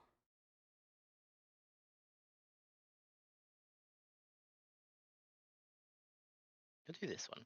Also, I just realized we're stalled for a moment, but I think we were just chatting because my brain was like, meh. We could just do Enodia and like we don't have to pause playing We the don't have to game. wait. Yeah, my brain was just Oh. like, We lost, Where We did Gentle lost- go? we lost Gentle. no. Maybe the weather has consumed them. Maybe. I was talking to various people the other day, and they're like having snow or like Mm. rain for the first time in like Kansas and stuff. So Yeah. weather systems are crazy. All right. Let's do it. I hate it. I want it to be spring. Yeah, not this false spring bullshit. Exactly. Leaving the meeting, the evening has properly arrived.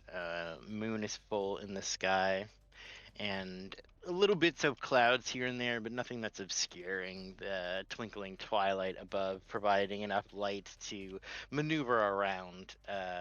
Not that the dark vision havers really care about that too much, but Flurry cares about not attracting attention. yeah, and significantly brighter out in the world compared to the Dreadwoods that your eyes have been accustomed to for the duration of recent time. Yep. You meet outside of town. Are you heading past the grove? Yeah, do Or we is it pass near more it? Do you lead me near it? main gate? I guess the question is, are you going to go over Creepy Bridge or not? I think that's probably the fairest assessment of where are you going. Yes, I am going over the creepy bridge. I'm not going to have a good time about it, but I've dealt with worse. Enodia's following you. As soon as she steps on the bridge, she starts feeling unbelievably sick. I'll look back, and then I'll pick you up and I'll carry you across. Beautiful. 10 out of 10. Thank you. Yeah, Yep. I think you Yeah. purposely come through the northern side, and you've always taken this little bridge after speaking with the druids. If you ever had any business or were leaving on that Yeah, side, I've only ever taken the little So- bridge. I've never taken the big bridge. you stepping here, your father's always avoided this bridge, and now you understand why. Is your stomach flips the moment you step on it. Oh, this is I'm sure Flurry's horrible. does too, but you know. This is horrible. Oh, I can understand why father always took the other one. You would just notice that Flurry's jaw is super tight as they carry you across the bridge. You don't say anything. I'll set you down on the other side and continue walking silently until we're You set me well down out the of other town. side of the bridge, and I like lean over, hands on knees, like almost dry heaving for a minute, and then I'm like, okay. Ugh, did not like that. Oh my goodness. Okay, and then I follow behind you. fantastic. Once we're out of reach, in Flurry's opinion, of any watching eyes or listening ears or mind reading councilmen, I'll kind of just turn to Enodia and, what do you know about the Trickster Prince? What do I know about the Trickster Prince? Give me a history check.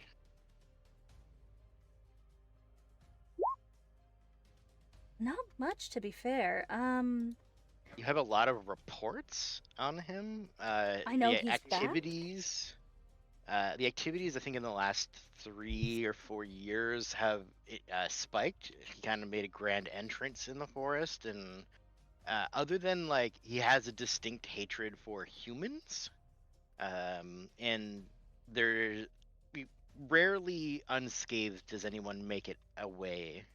So just that kind of synopsis that I had given you last session. Yeah. Just like the Um, generic stuff that anybody who does their research would know.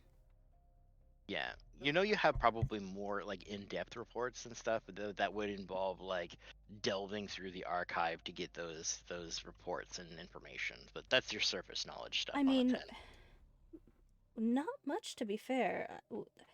Just about the same as what others would know at this point. My father says that he is a troubled man. But other than what the reports that I have, that's all I would know about. Flurry would. I don't know how obvious it would be, but I would kind of raise an eyebrow when you say troubled man.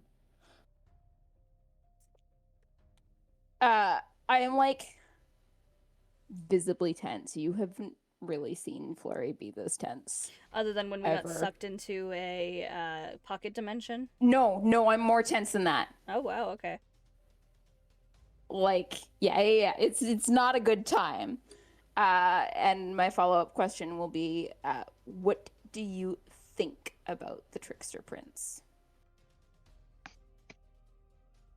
Well, I don't have a lot to make a great synopsis, but he hurts people, and I don't like that he hurts people. He's probably not the best person to communicate with, but yeah, other than what people have told me, he's a bad person.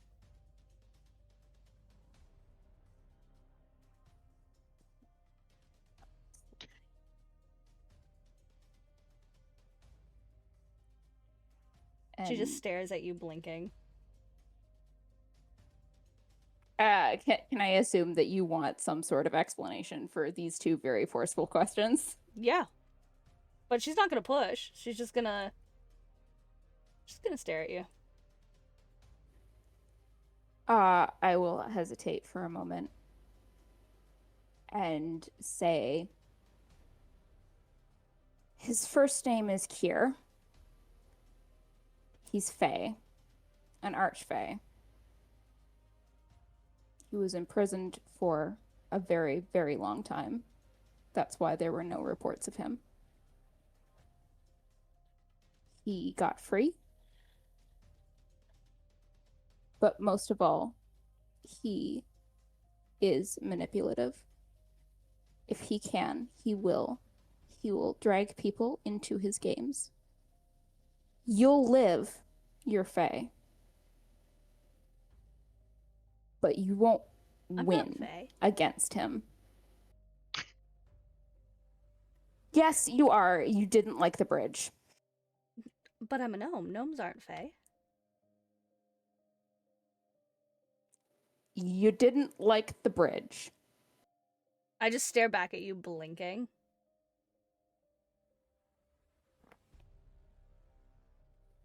I'm sorry, but bridge I don't know how reacts to explain that to people who are Fae. I am my father's daughter. Gnomes aren't Fae. I just What do you know about your mother? well, she was a gnome as well. My father doesn't talk about her a lot. That's why I don't speak Gnomish. My father and my mother used to speak it together. It was too hard for him after she passed.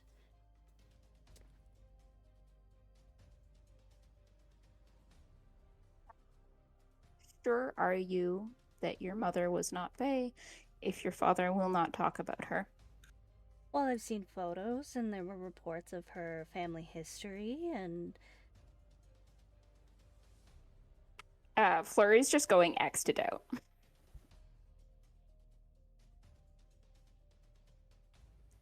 Regardless, he's interested in you. He will try to use you. He will try to play with you. Don't fall for it. I mean, I don't see why he would be interested in me. I'm just the clerical person.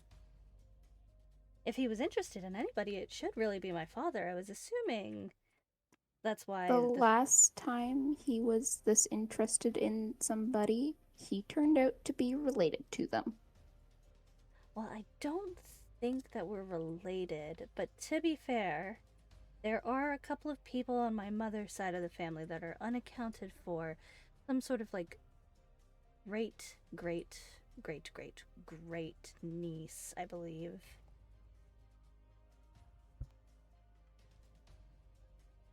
I don't know. I'd have to look through the family tree again.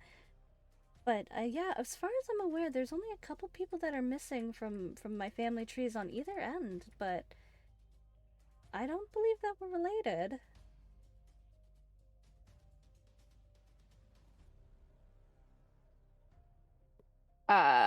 Nothing you're saying is reassuring Flurry at all.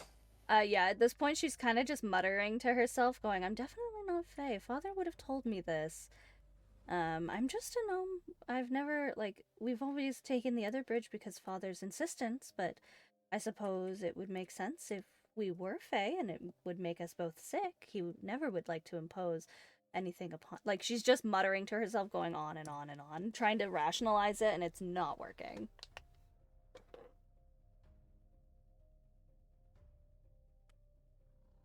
I'll work with you. But if you think that you can beat him at his own game, know that I will be gone instantly. Oh, I'm not prepared for that at all. No, to be fair, He'll the try. rescue mission that we did to rescue my father was unsanctioned, and I've been stripped of my titles. She just kind of looks at you. I have nowhere to go, and I owe Saltmarsh some debt for requisitioning the people that I did.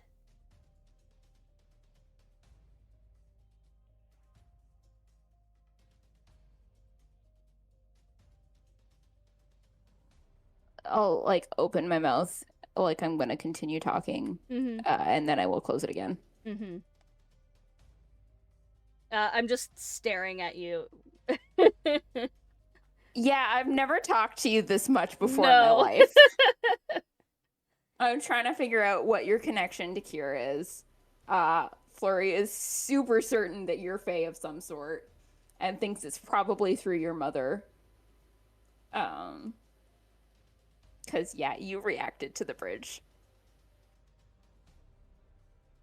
It wasn't on purpose? What do you mean? That Yeah. wasn't a test? She's just a gnome. Sure. But yeah, I'm super, super, super worried. And evidently think that you're going to, like, go off and go running to Kier, like, first thing. Well, now that that's out of the way, I think I'm gonna go visit my father and send off correspondence to the commander about my whereabouts. They like to keep track of me. I'm not going back over that bridge, though. I'm gonna go over the one my father recommended. I don't like that bridge. That's such a... I don't like that bridge. It's not a lot of fun, is it? No. I don't know what kind of spellification is on that bridge. I might have to investigate it one day, see if I can break it. But, ugh. Not today. That's not a thing for today. Wait, Commander. Sir Eric? Yes. Would actually, I am sort of assuming that I would know who Yeah. that is. Yeah, well, I mean, one of the big guys, he does the deep excursions. So like getting on his team was like a possibility for experiencing the deeper levels, but he has a kind of a close-knit group, and he hadn't invited you on a raid yet. Yes, I have to send a Right. message to the commander. He's taken over for my father's responsibilities as of late, since my father is indisposed of. He asked me to message him daily about my whereabouts and anything that I could do to help break my debt here. He was very sad that he had to strip me of my duties with the keepers for now, but one must pay their debts off, I suppose. My uncle is a stern man. Yeah, we'll say that. Flurry will kind of like react a little to you calling him your uncle. And I'll just, you might ask him why you would react to the shark fin bridge. I mean, he's just a human man that my father has known for a couple of years. I don't see why he would know. I don't think he ever actually fully met my mother all that much. Flurry makes a face. Just a human man who's known your father for a very long time. You called him uncle. She just blinks at you. I mean, I've tried asking him about it before, but he says it's really a conversation for my father. Although he always does mention that when it rains that I smell of peppermint, which was something my mother had as a trait, I believe, they said. Flurry recognized this as a gnomish thing with my background of, yes, I speak gnomish. Absolutely not. That is not gnomish at all. Gotcha. Just humor me and ask him why you might react to shark fin bridge. I'll add it as an amendum in my note that I'm going to be sending.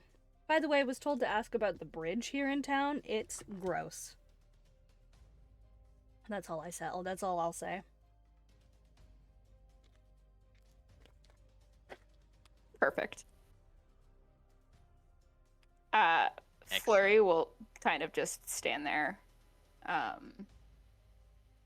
have nothing more to say, but if you have anything else to say, I'll continue this, I guess. So much talking the last few days. I know. No, I think she's gonna bid you adieu and then head over to where her father is being held, I guess, in respite. And prepare for the journey ahead that they have.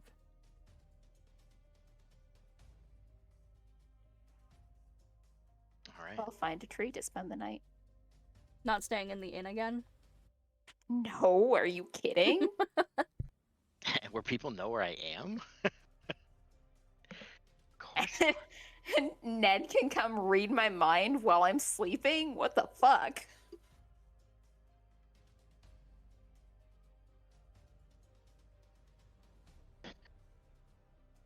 Try to get some rest to reboot the sleep cycle, get back into a more normalized sleep pattern, and for some, just sleep in general. It doesn't matter if it's day or night. Time isn't real in the Dreadwoods. No. You only sleep when it's safe. Right now is as safe as any. You managed to find some sleep, passing your night through light activities, getting a little bit of rest, and kickstarting your day. Anodia, my query is for you. You have now been saddled with the responsibility of having a site to locate. Mm-hmm. The Tower of Xenopus is the target. Pulling together all the information you can. You have some approximate coordinates. More northeastern from Saltmarsh. It shouldn't be a terribly long travel. Magical wards might be the only thing. If it's well known or people just go and explore, it might be raided already, but maybe there's vaults or magical things that you could identify. That's kind of the things that come to mind with the tower. The Tower of Xenopus, when you kind of name dropped it, the council didn't really react to it that much, and you would think that maybe it's not as widespread of a landmark as you would know. Mm-hmm. And I don't think, other than Jackson, like maybe have heard in rumors about it, it's not wide enough of a known like rune or history. There's just like a beat up tower somewhere. Like I people mean, don't really pay attention. out of context here, I know a certain Hadozi that would have known about it. Well, that's what I'm getting at. Yeah. Next. Flurry does know a little bit, or has heard the name the Tower of Xenopus before. Kelidek wanted to send you on a mission to the tower. Do with that what you want. If that is a potential source of information. But you're also then involving someone else in the matter. But you know that at one point he was going to send your party to go to the tower with him and go to the deeper floors, is what he said. And in exchange, he would give some kind of magical item that would cause the bullet Isaac not to be as hungry as it was, so he could eat for pleasure but not require as much sustenance to continue growing. That's really the last piece of information that Flurry would have about any of that. But that is enough information if you want to bring that up or not.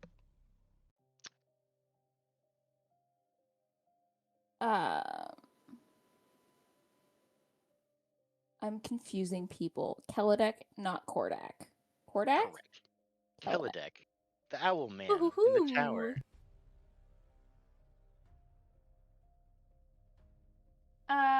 He's an owl. It's late at night. I will maybe go pay him a visit, but if he's like grumpy, then I'll just leave.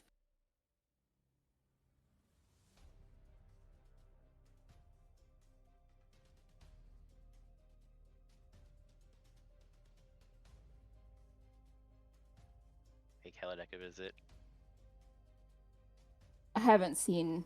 I'm seeing all of the people that I knew, and I hate it.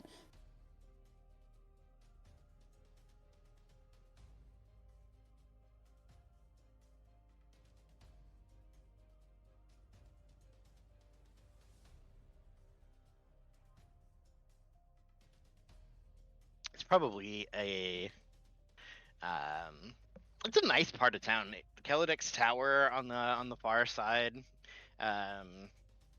It was like the original Saltmarsh construction, but there's not a lot of extra buildings that were put over here. A lot of the reconstruction was on the other side, so this is kind of the nicest spot to like rest. And it's, I think, probably when you're in that resting mode that you start to think about this tower thing, this mage place that you're gonna go, and what dangers are there. And that's maybe what sparks that thought of inspiration. Yeah, I was just Heading- like, oh, if we're doing this, I should probably go find out what I need to know beforehand. You head to the tower and you knock on the door. You can see that like a little bit more of a difficult climb as he's tried to make it so that like the common folk have to go through a gate, or at least like a passageway. He's got like a little fence around his yard now to keep Fantastic. I'm gonna people climb away. it now. Yeah, you just gotta hop it. You knock on the door. What? Who? Who is here? Who? Hmm. Who are you? I have gold and questions. You have a Why minute? do I like you? You once said I could come back. I did. You see, he opens the door a little crack, and you see one of the big birdie beak eyes kind of poke out at the door. He's just kind of like scans you for a minute. I don't remember you, but I know I like you. That's I good have enough. 4, and he holds up like 4 feathers. I have 4 preferred customers, and you are one of them. but I have not seen you. And he squints. Long time. Come in. And he swings the door wide. Perfect. He has no idea who you are. the mask is doing its this is thing where he's great. just like, I don't know who you are. I don't remember you. But there seems to be some way encoding that he Have a has. good feeling. Maybe even like a magical signature that he's associated with certain people. Like you have a Perfect. VIP pass, but like he doesn't know who the fuck you are. Come in. Wonderful. I am told. He kind of like shuffles over to a ledger and he scans down. No haggling. Paid full price. Gave treats and gifts. So you are a good customer. Hello. What I services have no could treats the for Tower you of today, Pelennec do? but That's I do have okay. some coins if you would like. It is evening time. I should not eat again. That is fine. What brings you to my tower so late at night, my friend? I have reason to go explore the Tower of Zenopa. And I was wondering if you had any information or any information. Who sends you to this tower? Who knows? I do. You know about this tower. Kind of like squints again.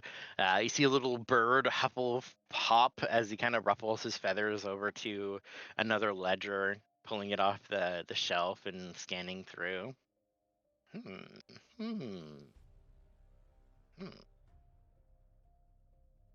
Ah, the purple one, of course. Of course. Purple? That is where you were with the purple one. I don't like them. They're not welcome back, but they did fine work. They aren't here. Don't worry. Good. Rude. No longer Very. a good customer. But they did fine work. So you wish to explore the tower once more. You wish to work for me. We go to the tower, yes? We? He squints. Yes. You are here to take me to the tower? Or are you saying that you wish to thieve from me? Steal my secrets in the tower? Very like Flurry just slanty. pauses and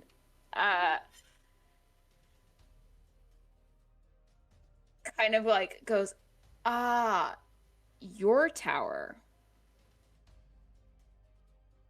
Owl squints. No thieving.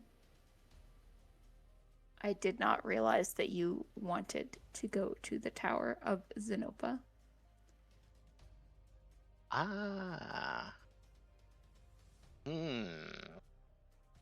He's trying to scan you to see how much you know about the tower. Basically, it's a name that Okay. I had all but forgotten about until Nodia brought it up as maybe we should go there.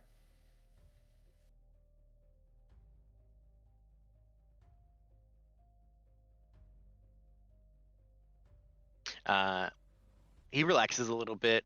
He also can identify you're not a wizard. Nah. You don't really appear to be a scholar, so you're not trying to steal his discoveries from under him, as it were.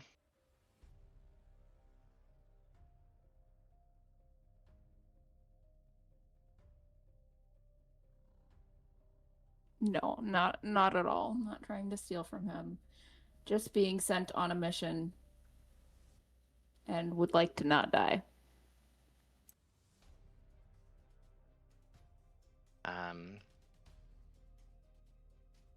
You can tell he's a little defensive. But as you're kind of asking out of innocence, he says, "Well, it has been a long time now that I have tried to explore the depths of Xenopus, and I formally, through wizardly rights, proclaim that it is mine. So I would recommend maybe, unless you wish to escort me to the tower and we explore together, that you do not proceed with this endeavor."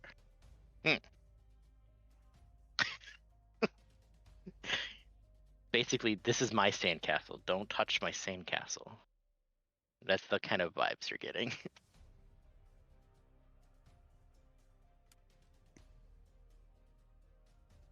I had planned to go with a group of other people, not the purple one. You would like to come along?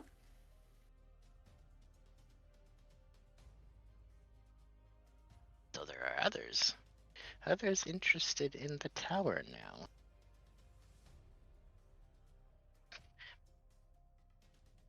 Who is plotting against me? You see a very familiar paranoia that is wreaked across this owl. He thinks that someone is trying to steal his life's work and is now sort of pacing around this area. That other wizard. I believe this is meant to be exploratory. I do not think that any of the others know what they could be getting into. That is why I came to you to ask for advice. Good, yes. Let them all die and then come back. And then we explore the tower together.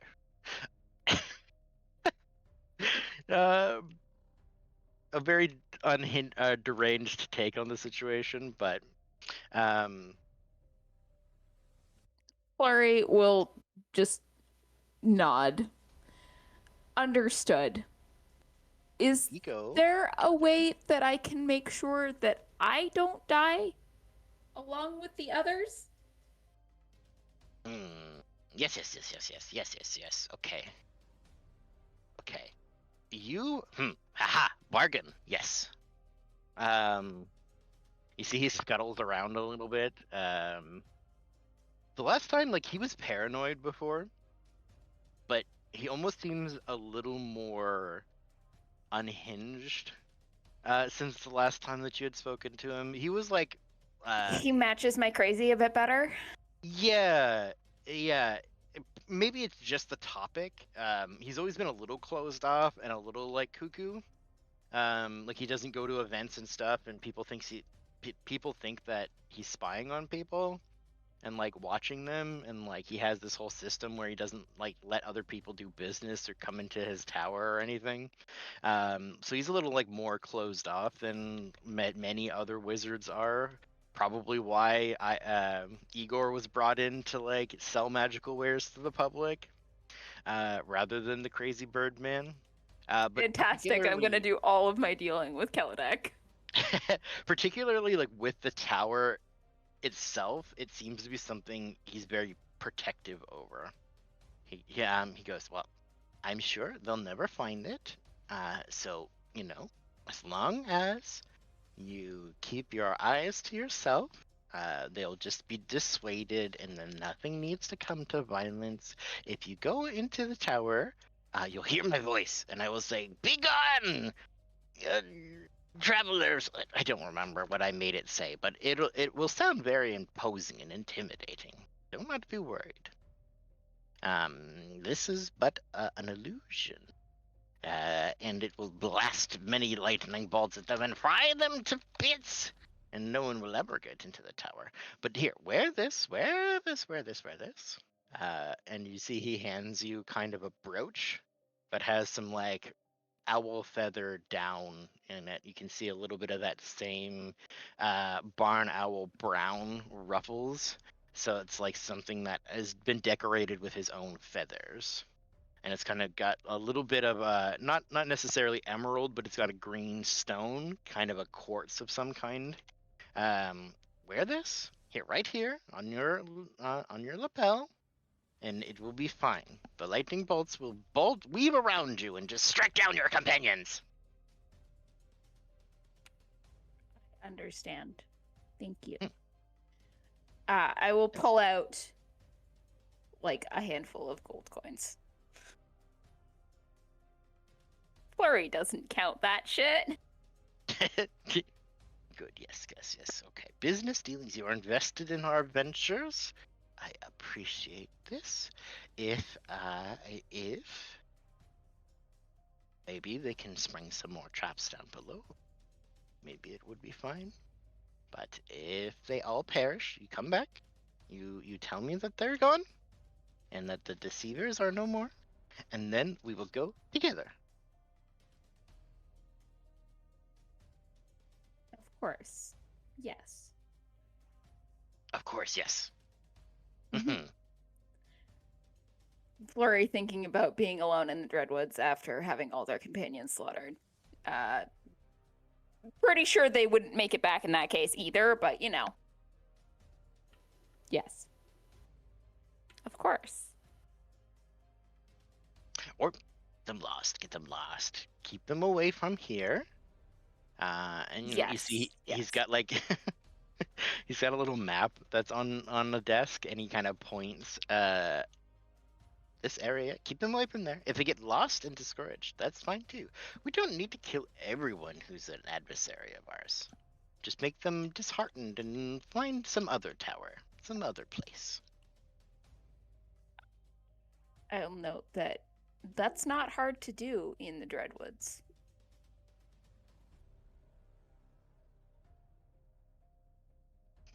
But I will thank Kelodic and start to maybe take my leave. Get the big clappies and escorts you out. As soon as like conversation is good. Yes, I've hired an assassin. Get rid of my enemy. An assassin paid me to get rid of my enemies. Yeah. It's a little bit of confusion, but he seems to be happy with the results. He has money, and you're gonna come back when his foes are gone.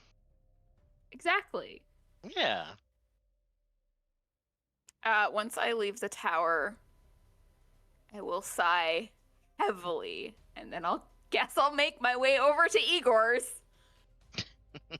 Motherfucker, I just wanted to hang out in my tree, and I keep having to talk.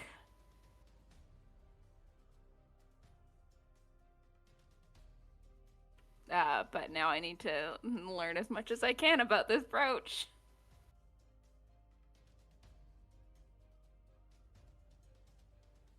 You head on through to the town again.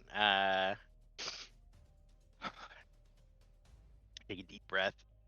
Go back over the bridge. Yeah. No avoidance. You're heading over to Igor's Emporium of Interests on the far side of town. Do you pass by Quinn's house, or do you take the long route? No, I'm going around. Cut through the field. Got it. Yep. Big avoidance. Big dippies. Heading to Igor's, you can see the lights are out.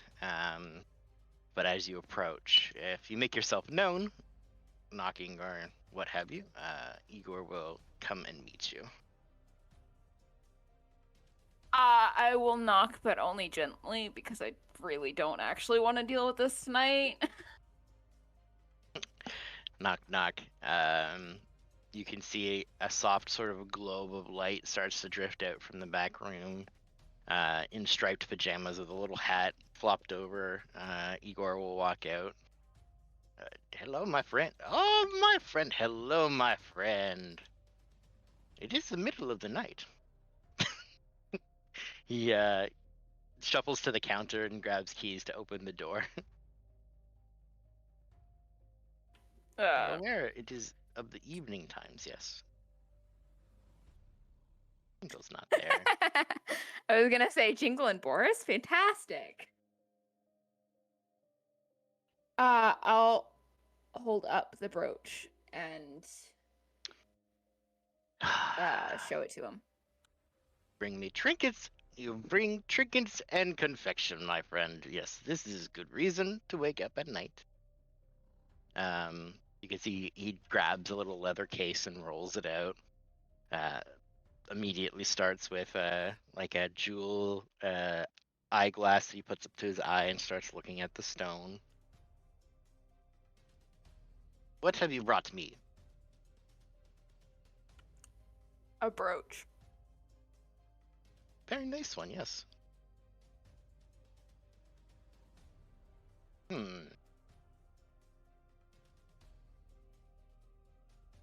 Owl feathers.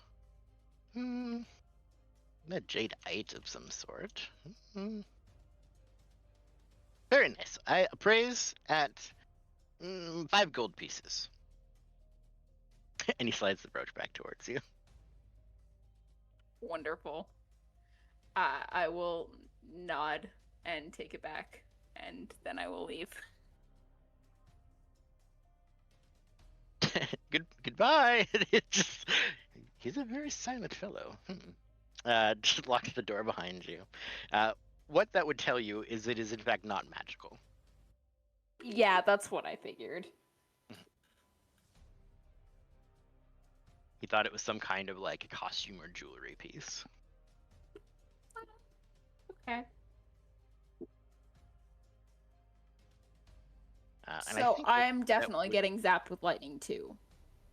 Or it's part of a, material components are kind of weird. Yeah. If he's got some kind of trap that's set up to zap anybody that's not him, you sort of have a piece of him. If it's aligned with the feathers. So maybe that's where the protection comes from, but this is not a magical, it doesn't have a magical signature or a magical object. How many you just feathers are know it's- attached to this thing? I'd probably like 3 or 4. They're kind of like fanned out a little bit like petals underneath a stone. And they're like that, they're shorter, like not wing feathers, but like the down body feathers. Right. Okay. Cool. Good enough for tonight. Flurry is very tired. I've done a lot of talking tonight. I'm going to find a different tree, and it is bedtime. Find something on the outskirts. Saddle up.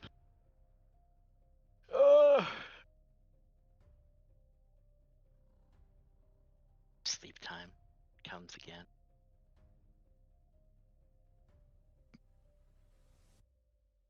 I think for most the morning is quite quiet till the breakfast brigade rolls through the hall. Flurry, you would start to hear some motions of people getting up, starting to get to their jobs in the morning, which is a cue time of I guess people are moving around now, so it's time to awake. Time and to you guys- awake, get to the guild hall, and cook Jingle and Boris breakfast.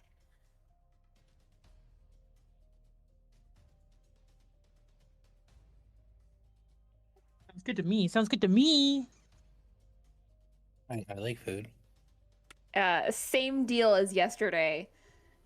Flurry will assign Jingle to stir a pot while I cook everything else. Boris is just still trying to chew through that taffy. He slept with it, and now he's still trying to eat it. Incredible. I almost crack a smile watching Boris struggle.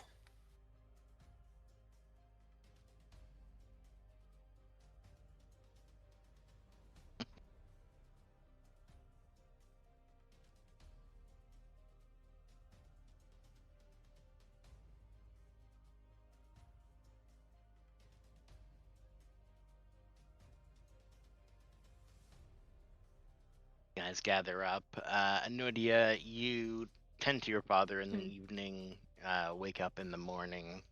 He's resting most of the time. Mm-hmm. Um, you can see some recovery is better, but the nighttime is a little rough with night terrors, which is Mhm. not terribly uncommon. He's sleeping a lot, so it's more like all the time night terrors. um, you can the condition tries to kind of brings everything up into the surface, and it's like being berated with your saddest and happiest memories kind of back to back in the slideshow. Um, trying to piece it all together and like have a timeline of events, experience your kind of life in a logical order and kind of sort things out. It's just like in a very overwhelmed state when you reach that level. So he is unconscious most of the time. There's a few blurry moments where he kind of opens his eyes. You think there might be a moment when he kind of like starts to reach for water or something, but there is Fen is here to essentially relieve you. You've asked for someone specific that you can trust to help in his aid, and it would be that um, the druids are a little more organized in the morning. She's back. You would actually meet with the second in command. Oh, thank God. Okay. Ikritu would basically be there, like approach you in the morning when you have to leave, and Thank goodness. we have been caught up on events. I am sorry your father is in such distress. I have prepared a remedy, and we will see to his care while you are here. Thank you. I trust everything will be well. I'm glad to see. Well, I don't really know, to be fair. I'm glad to see you. Yeah, it is such a mystery of this construct, this golem of ancient construction powered by druidic energy. It's just everything feels soothing around him. I feel like Enodia might have met him in passing once or twice. She's definitely met Absolutely. Quinn. She's 100% met Quinn once or twice with her father. I think it's kind of fair to say she's a little scatterbrained sometimes, Yeah. so it's nice that the reliable one is here. Yeah, you could say that. She's pretty scatterbrained. I hope your travels went well. I hear that you and the Archdruid were dropping Scoot off at school. It is much to my regret that your time of urgency came while we were away. That's I just how can. it is it not? The first time we have left in several years, and an emergency happens at the same time seems coincidental for the Dreadwoods, but I am glad you are safe and as well as can be, as he kind of looks past you. Well, it seems that you've got quite the crew of adventurers. They were quite helpful in the recovery of my father, as well as there was another person there that we managed to save as well that I was acquainted with. Glad to see that they are safe as well. Good. Well, I will tend to the boss.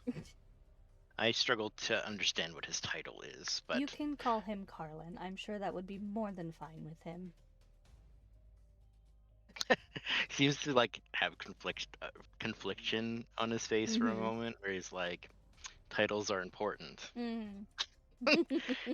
I will look after Carlin for the time, so he will be in safe hands. If there's anything that you need, I'm sure you have your means of getting in contact with me. Do you need anything from me before I leave? I do have an extra report about what had happened if you or the Archdruid would like to read about it, there was some Hmm. interesting things that happened in the woods this time around.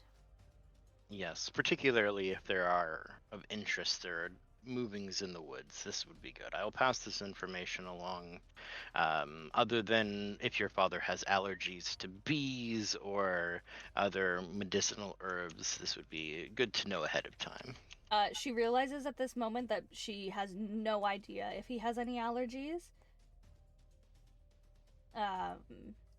Because, like, he's never been hurt before. At least not like this. Like, he's had cuts and scrapes and stuff, but I fear I actually don't know. I mean, I'm allergic to gander root, but I don't believe that that's from my father's side. Very well. We will proceed with caution.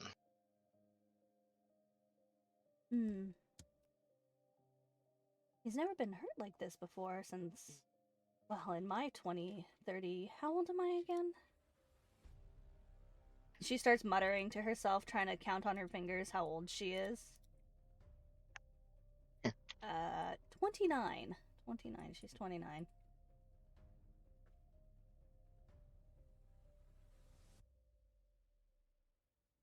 You see, there's like the stony complexion of understanding, waiting for you to come to your conclusion. The patience of a stone, as it were. But needless to say, your father will be tended to while you're away, so that is one less thing to have to worry about for your time. You head back into town. You've got your dossier of information, whatever you could uncover about the tower, and meet up with the rest of the gang.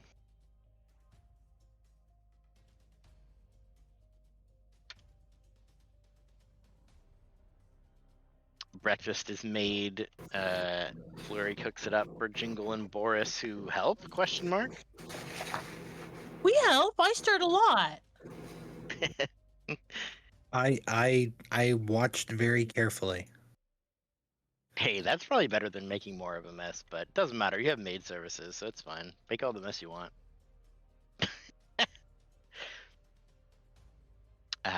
Right around Flurry mealtime. clearly loves Jingle.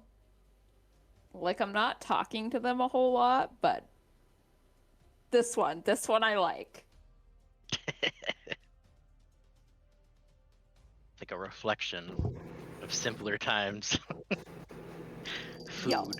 Enjoying food. Some of us, at least. Most of the tableware has been put away, but there's still that little like island in the kitchen that you can kind of be served at and sit. There's some seating areas in the main hallway. The desk has been left there with a single chair, but the big table and stuff has been put away. You have your breakfast as Enodia kind of passes through the doorway.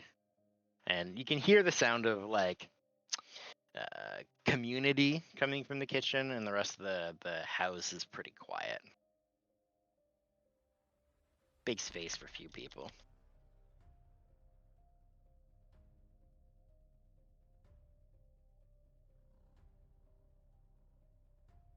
I'll silently set aside a plate for Lena so that Jingle and Boris don't get to it first. Thank you, Flurry. Enodia walks in silent as well. She looks like she's just like thinking very hard about everything that's happened and what they're going to be doing. She sits down at the table and she's just sitting there writing in one of her notebooks. Lena is going to look at her and be like, "Good morning, Enodia. How are you doing this morning?" Oh, quite well, thank you. The beds at the, what do they call them? Not an inn. I don't know. It's like a house that they store us in. Yeah. Quite comfortable in the woods there. That's good. Enodia says thank you for the plate of food, and you notice that she just pushes around the food on the plate. She doesn't actually eat it.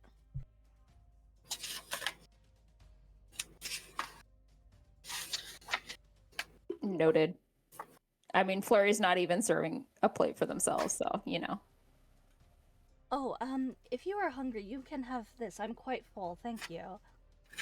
I take the plate and I devour the entire thing. I was gonna say, Flurry will, like, Plate pick it and up all. and Plate give it and to all. Jingle. Oh, that's Or for is it crab. just, like, Thanks. Staring at Jingle, like, what about me kind of look. I'll go and get another plate for Boris. There will be no leftovers. It's all going to Jingle and Boris.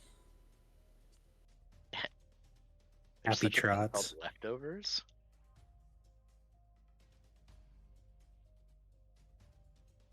Perfect. I can cook for a crowd. The crowd is Jingle and Boris. Yeah. What you feeding an army? No, just a goblin. Excellent. Yeah. The guards are gonna have to come through like every day and resupply everything.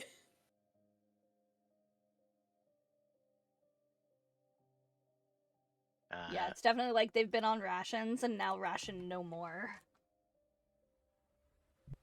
I'm going to ask for Enodia. Would you have like handouts with like report style information for everybody? Absolutely. Imagine like a pamphlet, like a 3 tri-folded pamphlet for everybody, including Boris. Chance at these pamphlets, having time to like go through the archive and pull out whatever information you have. You have approximate like coordinates for where the tower was suggested to be. You do know that it's maybe like 1 mile in any direction from that spot, most likely. You are muted. Locate object. Yeah, so I have locate object, and building is if not object. I know The name. name, The name is describe name. familiar. Yeah, The the name is of an object. The name is familiar to me. Yeah, you have to be within 1,000 feet, so That's you fine. know you have to reach that spot Mhm. first, and then might have a chance to do the locate object. You will have to travel outside of town. It is possible if you want to walk, your noise profile would be smaller, but then you have to travel by foot. It could be possible to get a horse and wagon to travel out there. You know you're probably going to need to camp overnight at least once. The distance is relatively far. Mhm. If you're on foot, you'd have to basically make a day's travel, sleep, make your second day's travel, and then be at the tower. You can speed that up by having a wagon. If you had a wagon, you could leave Saltmarsh. The horses would basically get you to the tower, and then you could rest and then go into the tower itself. Enodia does not have carriage capabilities. She knows that asking for the carriage from the council would just rack up more debt, so she's not doing that. Someone else can, though. She also has in her bag of holding her pop-up camp. There you go. Yeah.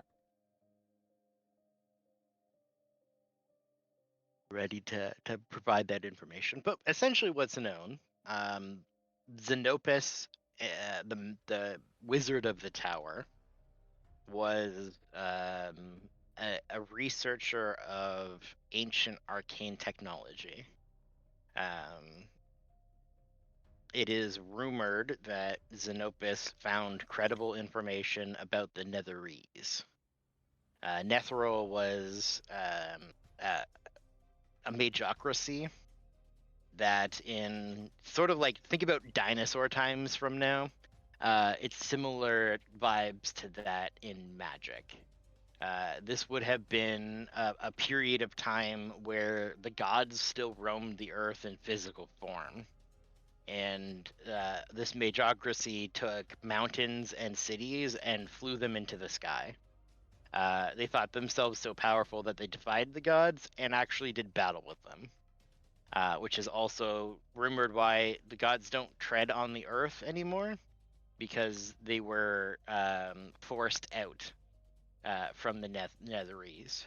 But in their arrogance, they came to smite the Netherese. So they kind of killed each other in this war of men versus gods, which is crazy to think about. So the concept here, if Xenopus had credible information on something from that period of time, essentially anything from that time would be incredibly powerful or have magical potential of unfathomable depths. So the purpose of going to the tower is to see if he actually had any information about the Netherese artifacts, or if he had any schematics, plans, information, spell books, anything from that time period could prove instrumental to the defense and or protecting from said threats. Any artifacts could be used in a potentially wide scale. Think of like army-sized magic wands of magic missiles or something like that. If you had a fireball stick that didn't have charges, that could be could sway the power of a military excursion, one against the other. So that's the kind of reasons mages seek this out. And also like enlightenment, and there's that other, mage kind of crap as well. But the Netherese are like the biggest of big dogs when it comes to magical information, and being able to fly entire cities and mountains in the sky is an incredible act of magic. So that's the type of information that maybe the Xenopus himself had, which may be in the ruins of his tower.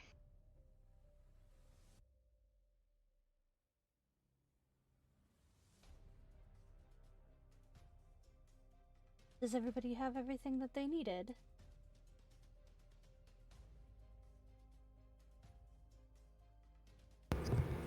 I believe so. Packed extra snacks. Well, it's gonna take us quite some time to trek there on foot, but I believe that we can do it. I do have my On pop-up foot. camp. You're on your own available. there, buddy.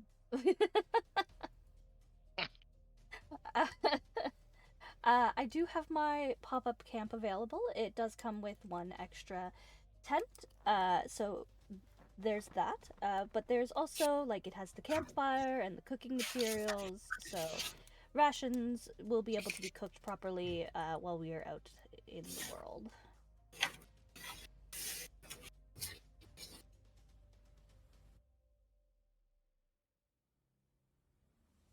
Flurry just kind of pauses thinking about rations because I haven't thought about rations in a very long time. You still have the token of not needing to eat? No. Mm.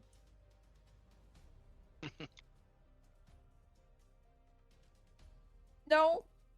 Mm-hmm. All right, well, if that's everything, I believe we should set off.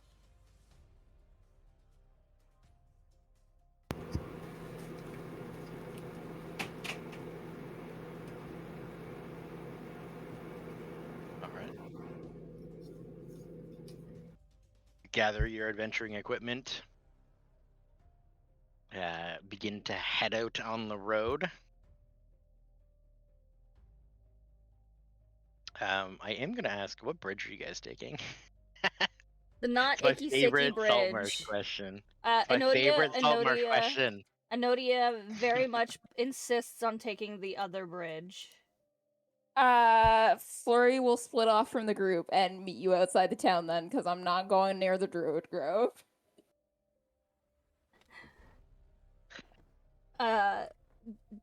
Lena, Jingle, Boris, which way are they going? I'll probably just follow Enodia. Yeah. I mean, Jingle, you also take the gondolas a lot. If you would rather just be like, we're taking the boat. Yeah, I'm taking the boat. Okay, I guess I'm taking the boat. I'll just go. Oh, We're there's a gonna boat. we all Yeah, split up great. and meet back up at the other side of the village. I'll get in the boat with Jingle and Boris. You take the boat across. Because I also don't think Jingle or Boris like the bridge either. It's like that's a gross Does- bridge. Does take anybody boats. like the bridge? Lena doesn't care. She doesn't know what Yeah. anybody. Why are we avoiding the bridge? It's just a bridge. Yeah, that's what it is to her. Maybe one of her siblings, like if they were here, they would tell her, but she does not know anything. She just knows it's a bridge. That's it. Shark Fin Bridge. Been here a long time. Hmm. I cross it every day. I don't know why we're avoiding it, but okay. Exactly. Bad bridge, evil bridge. All right, you pass through. You do need to take this road anyway, so crossing through to the little checkpoint. Lazy Guard waves you through as you head out on foot.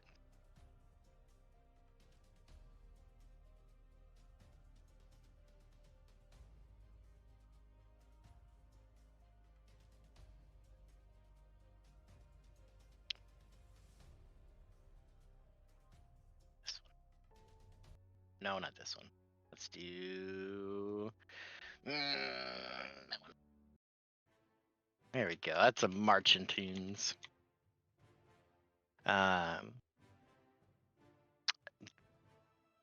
You have so the query is, who's in your map? Oh shit, right. I have the thing. Hold on. How many do I get again?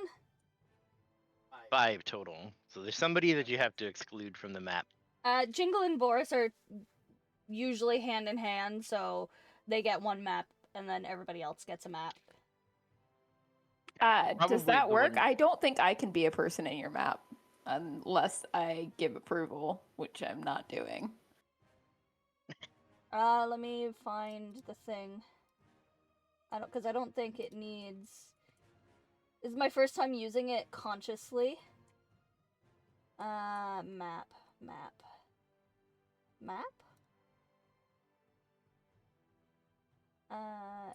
Where's map? God, there's so many things. Okay, hold on. Did you find it? No. Hold on. Hold. Features and traits? Yeah, probably features and traits. The Adventurer's Atlas.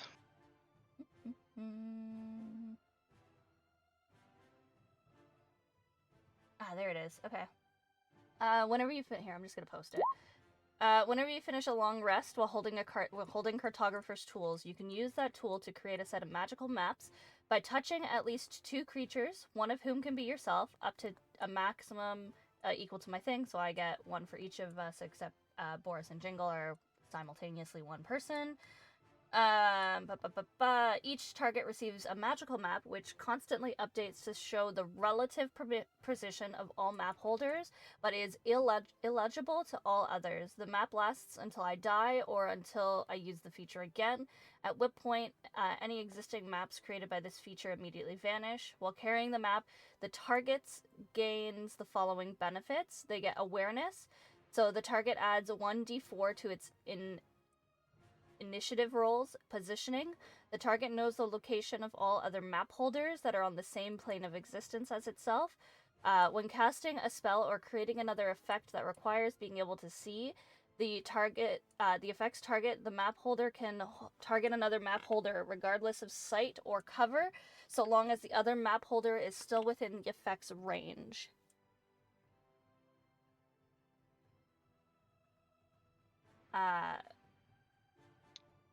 So, I don't know. You can't be targeted by a divination spell. It's not a divination spell. And would it be count as magical scrying? In this case, no, but you could also just not opt to be part of the group that when the map is created. Yeah. If that was the case.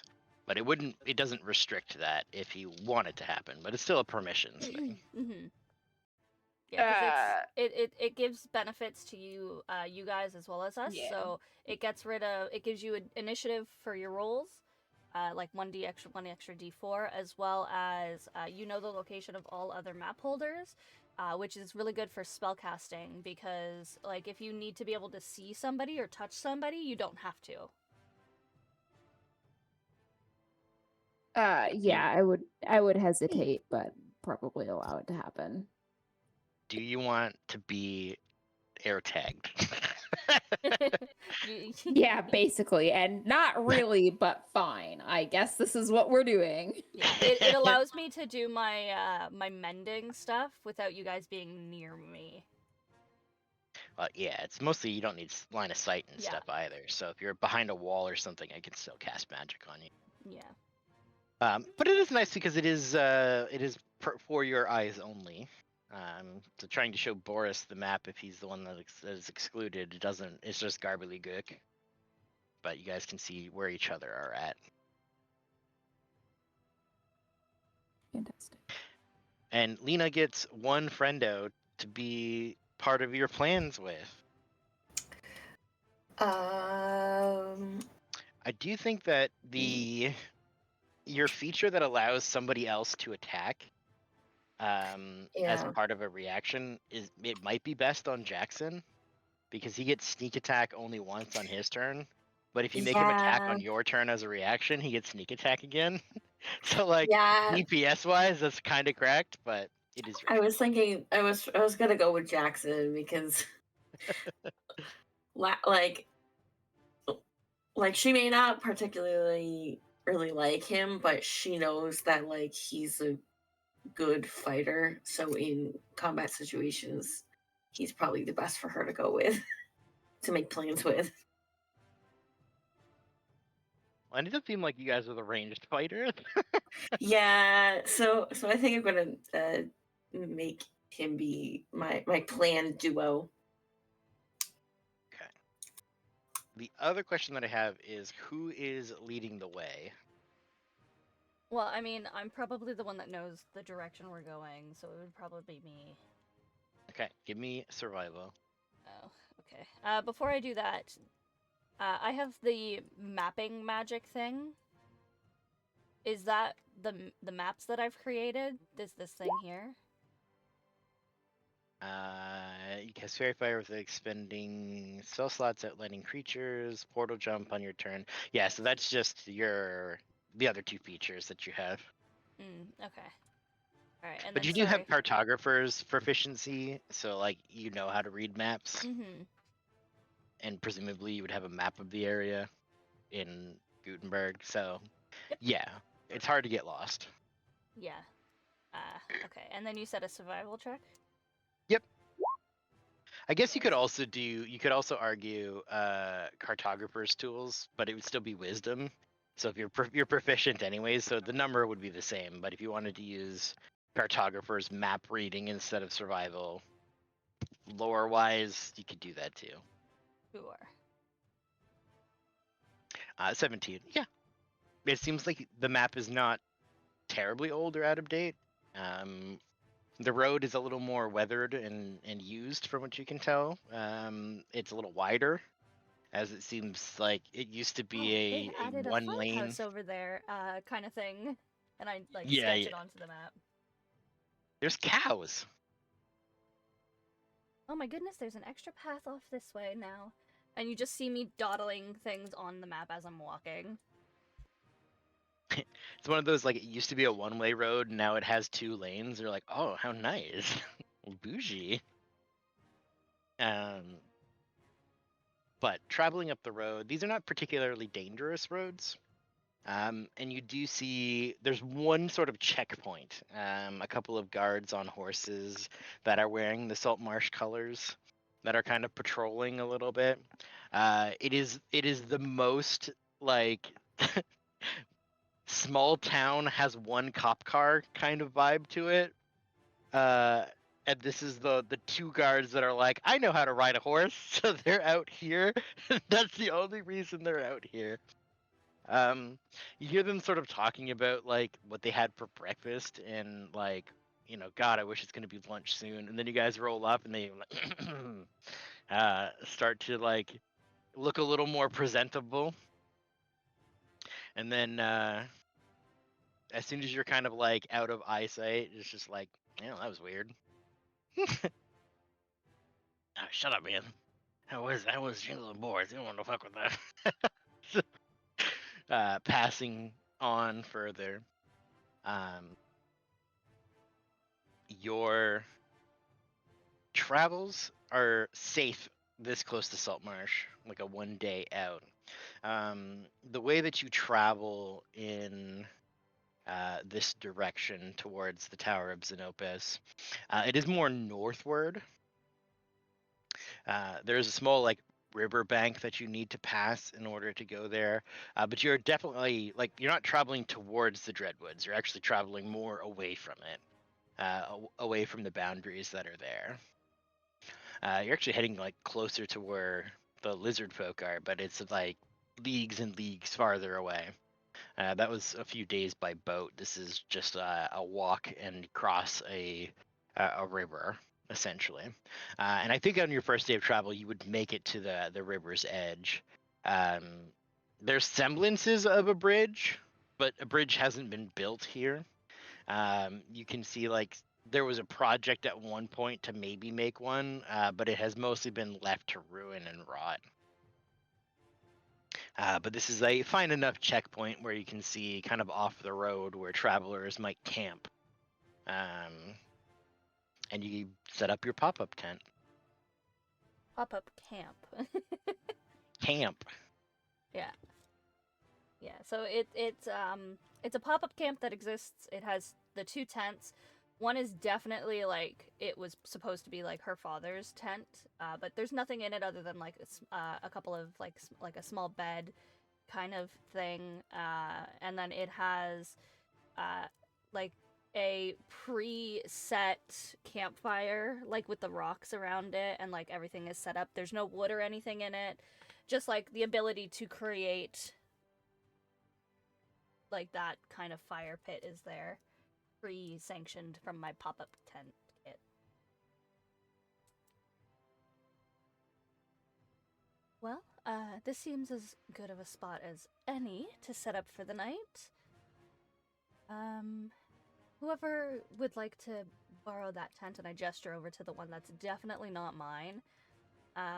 Mine is full of like books and stuff. Like it's a little bit like it has like stuff in it, like I've been using it kind of thing. Anybody can use that tent over there should they see fit, or you're more than welcome to set up yours within the vicinity here. I can get started on getting the food stuff prepped if somebody would like to go gather some wood.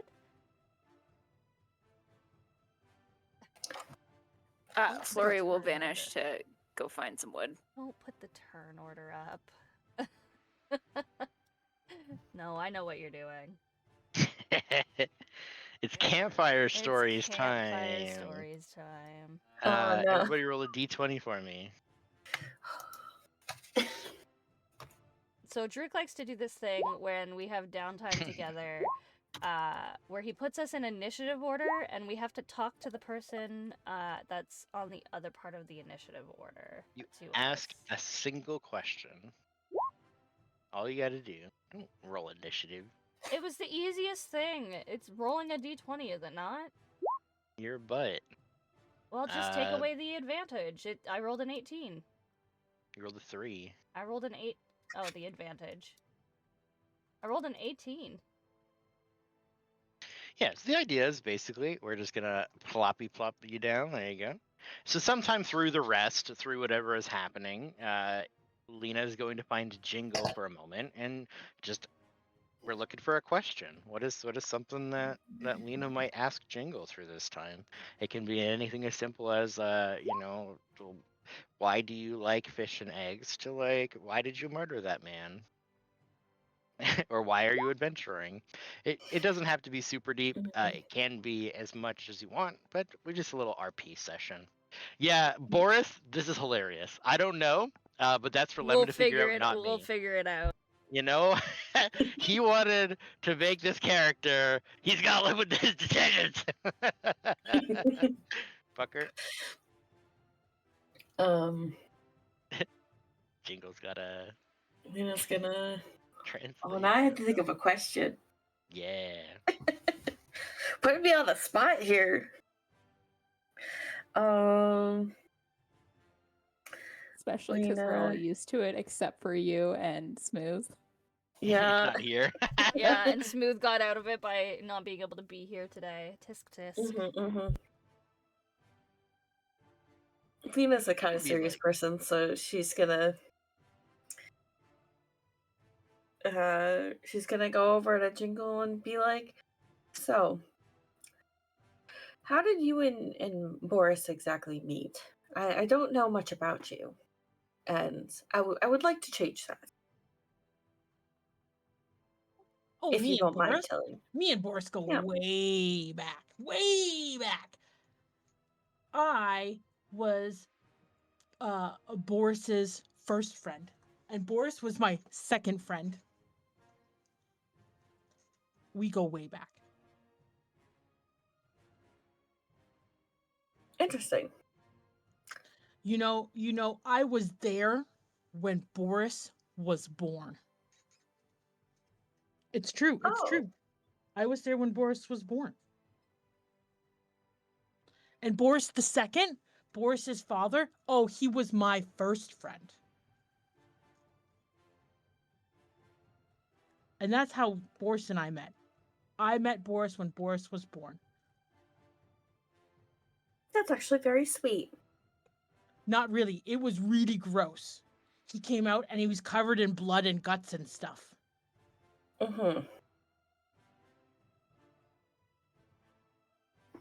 And then Sir Boris II, he tried to eat him. Oh. Well, it's a good thing that didn't happen. Yep.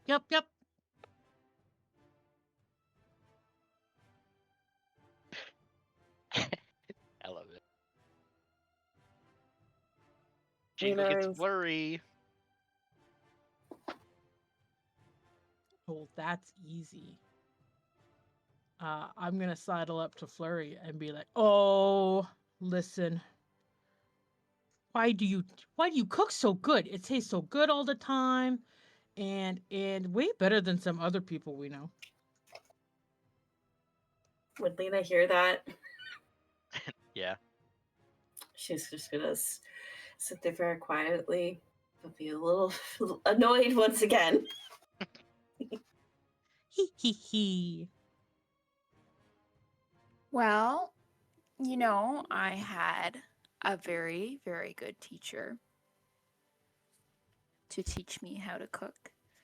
And I haven't cooked in a long time, but my teacher told me that the secret is to put all of the love into it. Yeah, you cook with love, and then it's delicious. You know what? I think that's what the cook from the town that's not there anymore says too. Oh, they must have been the same teachers. So smart. Teachers are so smart. Maybe. There's not very many good cooking teachers out there. I know. We should get Lena one. Yeah. Flurry's just being so serious right now, just fully playing along.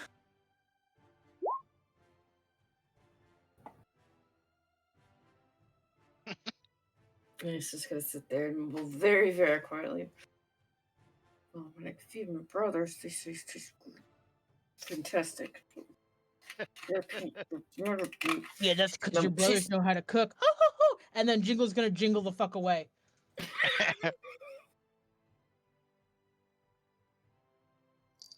just imagine that like Anya face, like the mischievous Anya face is what Jingle makes all the Oh time. my Like, I see what you're saying.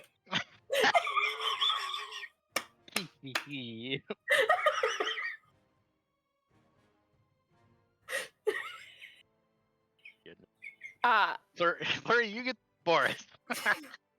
I'm assuming that Boris was there for that whole time. And I'm just gonna turn to Boris and go, there is not a single thought in that brain, referring to Jingle, is there? Boris just looks over at Flurry and grunts. Is it an But acknowledging it's got grunt? like got a little tail swish there, kind of like content.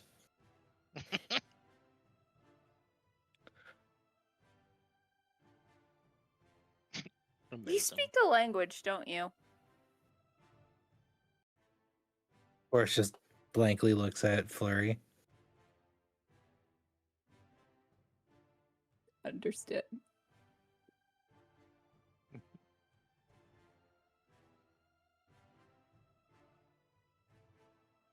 That's all I got. Boris, you get a Nodia. Boris gets bored and he just kind of wanders away. And I'm assuming Enodia is probably in their tent doing paperwork. So No, I'm trying just- to get the fire started for dinner. oh, okay. So you're trying to get Enodia's the fire attempting to started, cook. Yeah. and he starts rummaging through your bag. You're not gonna find any snacks in there. It's just Hoof goes in, starts pulling papers out. Hoof goes in, starts pulling papers out. You know, that's just gonna create a bigger mess. And I turn away from what I'm doing and start shuffling the papers back in. I look around to see if Jingle is about, because at this point you're just being like the cat that wants in the bag or something. And I'm like, I don't quite have any snacks, but dinner should be ready soon. Because all I've seen is this boar eat and eat and eat and eat. Is Do the I find saltwater anything taffy interesting? gone? Is the saltwater taffy gone? I don't know. Well, I can't say that it'll be quite a good dinner, but it definitely will be filling. And if you were to look over, I have a pot with like a brick of oatmeal stuff. Like it's dehydrated oatmeal almost that's gonna get rehydrated and then cooked with a bunch of stuff added to it. You know. Boris trots over to the pot, grabs the lip of the pot with his mouth, and then trots off with the pot and the oatmeal stuff. That's not ready yet, and it's gonna be for everyone. Yeah, he's gone.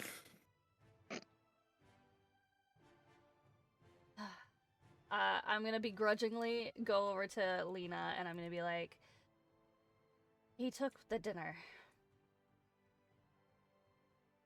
Oh no. And my pot. Oh. I do have other rations, however, I do not have another pot.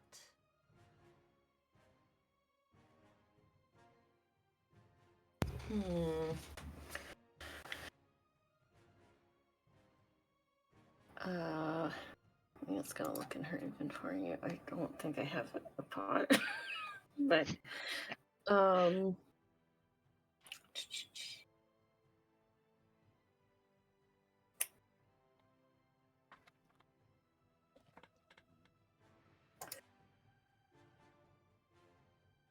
yeah, no, she doesn't have anything. Like, I unfortunately don't have anything either. I have Boris, rations, but Boris, that's what are you about it. doing with that cement? Yuck! Throw that away. Can I have Boris my just like pot? tosses his head in the pot, and the oatmeal go flying. At this point, it has definitely started to rehydrate, so it is turning into like a sloop. Eat. When the pot lands, how badly does it dent? Ooh. Let's do Boris, do a I don't know, strength or athletics or something. Yeah, how unintentionally strong is the boar? Pretty strong, actually. The funnier choice is sleight of hand. Oh no, but that's terrible. That's terrible for Boris. Yeah, get out the bad rolls now when we're not in There's combat. a 3, yeah. Unless you want to DS, unless you want a session reroll it. Oh my god. I'm going yeah. to. You guys have a bunch of those still. Oh my god, nah, narrative remains, bro. I don't know what to tell you. Oh my god. Thankfully, you hoisted it, but with not a lot of vigor. The tusks got in the way. A 10 is like regular man strength chucking. So I think it's more of a contents go yeet, and then the pot just kind of kathunks like beside Boris. Well, I suppose that solves that issue. I will have to Just like sanitize this now, though. sitting and there I pick it looking up at and I Jingle. walk into my tent. Boris is super content. Yeah, I'm just gonna I take the pot and I walk into my tent where I have like a little wash basin. Scrub up and more vehemently defend your cookware from Boris for the evening. Yeah. Dinner is definitely late. Because of this. Mhm. And if either Jingle or Boris start to grumble about it being late, Enodia will basically be like, well, it wouldn't have been late, but somebody stole my pot. Oh, we're gonna grumble anyways. We're Yeah. not gonna care. It's not our fault that your pot had yuck stuff in it. I want to point out the same stuff that you're eating for your rations is the same stuff that was in the pot, but now it's been like rehydrated fully and cooked with like bits of meat and vegetables added to it. Explore for dinner. Mm-hmm. Gross. Boris is just giving like disgusted open mouth chewing. Yeah, he do. Just You like, will notice Enodia takes her bowl and heads into her tent after serving everybody. Flurry will offer their bowl to Jingle and Boris. Boris will pass to the Jingle.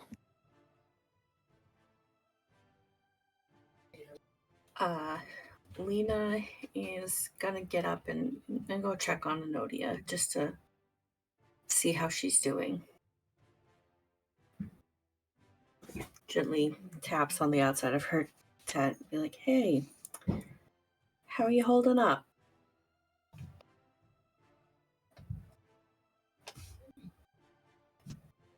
Sorry, I missed that. Were you talking to me?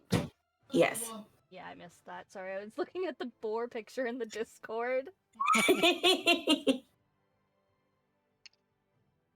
Could you repeat that, though? Yes, she's gonna go over to Enodia's tent just to check on her, and she's gonna tap gently on the outside of her tent and say, "Hey, Enodia, are you okay? How you holding up?" Oh, yes. No, I'm quite fine. If you were to peek in, you would see a most bewildering sight. Do you peek in, or do you stay outside the tent? I'm gonna peek in. You look in to see Enodia on her hands and knees with, Gutenberg open with her pouring the contents of the bowl into the book.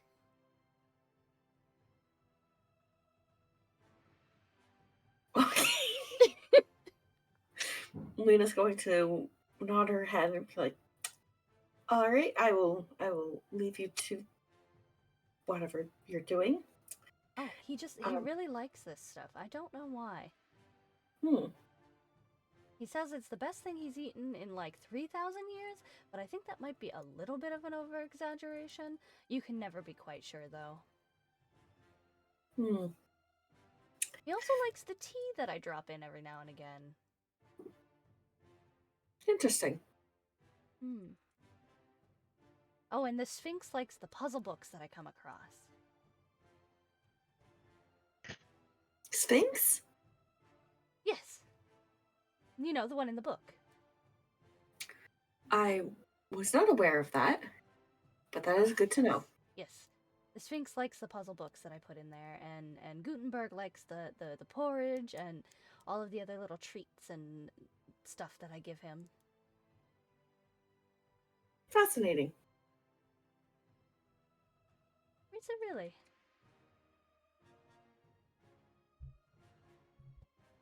I shrug and just go back to pouring the contents back into the book. Okay, and Lena's going to excuse herself and go sit back by the campfire. Not sure what you were expecting, but it definitely wasn't that. Yeah, no. It's not that at all. Evening comes. There's a tent to sleep in. There's an outside to sleep in. I think for We're some of sleeping you, outside. it's a little nostalgic to like be camping. And then other days, other people, just a Tuesday, we're outside again. Like, Mhm. resting for the evening. There's a few late night riders, some horses that pass on the trail behind you. They start to teeter off as nighttime comes, but there's a few that have like lanterns that run by. But otherwise, it's just kind of the quiet sound of the river that's nearby. Leads out to the ocean, so anything. Don't fall in because you'll probably get swept away. But it's not that fast moving that it's like a hazard, so to speak. But Anodius snores. you've decided this. Yeah. Yeah, she snores when she sleeps, and it's very loud. An owl bear just rumbling in the tent beside Hey, you. it keeps enemies away. But as the darkness comes, your tower, whatever this is in the future, whatever mysteries or dangers befall you, that's a story for another week. Pew, pew, pew, pew. Pew, pew, pew, pew. Yay! It's like 4:30, so it's a Yeah. good time to wrap up. Mhm. So thank you guys for playing. Thank you for DMing. Great stories you. all around. Look, I'm giving you a break before I mug your bones in the wizard tower. The lightning's not gonna hit me, right? Right? Yeah, I also love that you didn't tell fucking anybody about it. Like, Yeah. We'll see what if Owlman is full of shit or not. Amazing. Yeah, I mean, what was I gonna do? Yeah. We'll see how it plays out, Yep. But the mysteries of the tower is for later. Can't unpin I my set you free into the world. I'm Thank you for surprised it playing. Have a didn't make me weekend. roll like Thank you. deception or something because I'm not planning on actually letting these people die, but I totally let Kaladek think that I was going to. Yeah. I mean, I mean, the other thing too is like, oh, we didn't find a Kaladek. Like, oh no, it's like I led them astray. Who knows? Yeah. Mysteries of the tower. Eee. oh goodness, yeah. Well, thank you guys for coming out. They potentially will not be D&D next week? Question marks? To be determined. To be We'll determined. keep touch. Yeah. Okay. But yeah. Thank you all for coming out. Lemon, when's the next time you're streaming? Tomorrow morning. Tomorrow morning. What are we doing? Only your favorite game ever. Wow. That's a high praise. No. We will Wow. be playing Vintage Story tomorrow at 8 o'clock? Yes. 8 o'clock. Until 11 o'clock? Yeah. Cool. Yeah, I have to update it on my calendar still. I still have it till 10. Ah, And then after that, I'm gonna go be playing some Pokemon. But yeah. Blue, will you be doing any activities in the Discord within the next little bit of time? No, because it's like today, tomorrow, and then we're going to your house on Monday. My house. Yeah. Claris, Yay! Gentle, any... Yay! Fuck off, Daruk. I'm gonna fight you. Wow! Wow! Wow. I have cups Scrappy. for you. No.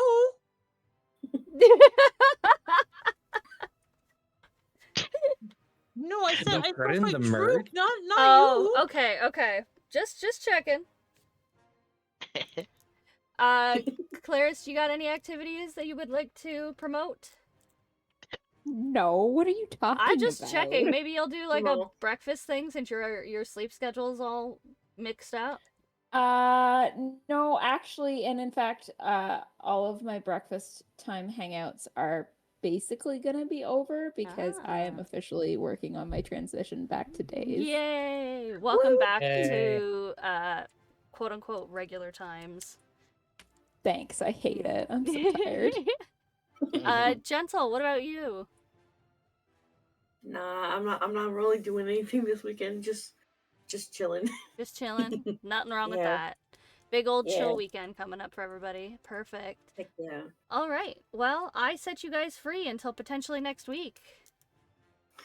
All right. Oh my well, God. potentially see you What? next week. That you're sending us free until potentially next week. Oh. All right. All right. Cool. Bye-bye. Bye. Thanks for playing. Bye. Alrighty, folks. Thank you so much for coming out and hanging out with us today, enjoying our story time. Thank you. Okay, let's see if I can pronounce it. Sikron? Oh god, I'm so bad with names. Thank you so much for the follow. I did thank you earlier in chat, but if you are still here, thank you again. I very much appreciate it. Go ahead and grab one of those raid messages. The first one is for everybody. The second one is for my lovely subscribers. And today we are going to go and raid somebody who we are such great homies with. We are going to go raid Hustler, who was part of D&D Season 1. Be forewarned, Hustler is a mature streamer, so if you are not comfortable with that, make sure that you see yourselves out now. If you need a raid target that's more PG, we have Fair Jame going on. Let's see if I can do shoutouts. Drew, are you still here? Can you do shoutouts for me for Fair Jame? Fair Jame is playing Peak for Pi Day because you can't spell climb without pi. Just don't think about it, apparently. That's the title. So yeah, if you want to go see Fair Jame, more than welcome to, but we are going to go ahead and raid Hustler. So go ahead and grab one of those raid messages, friends. And I will see you on over there. Make sure you say hi. All right, have a great day. Bye-bye.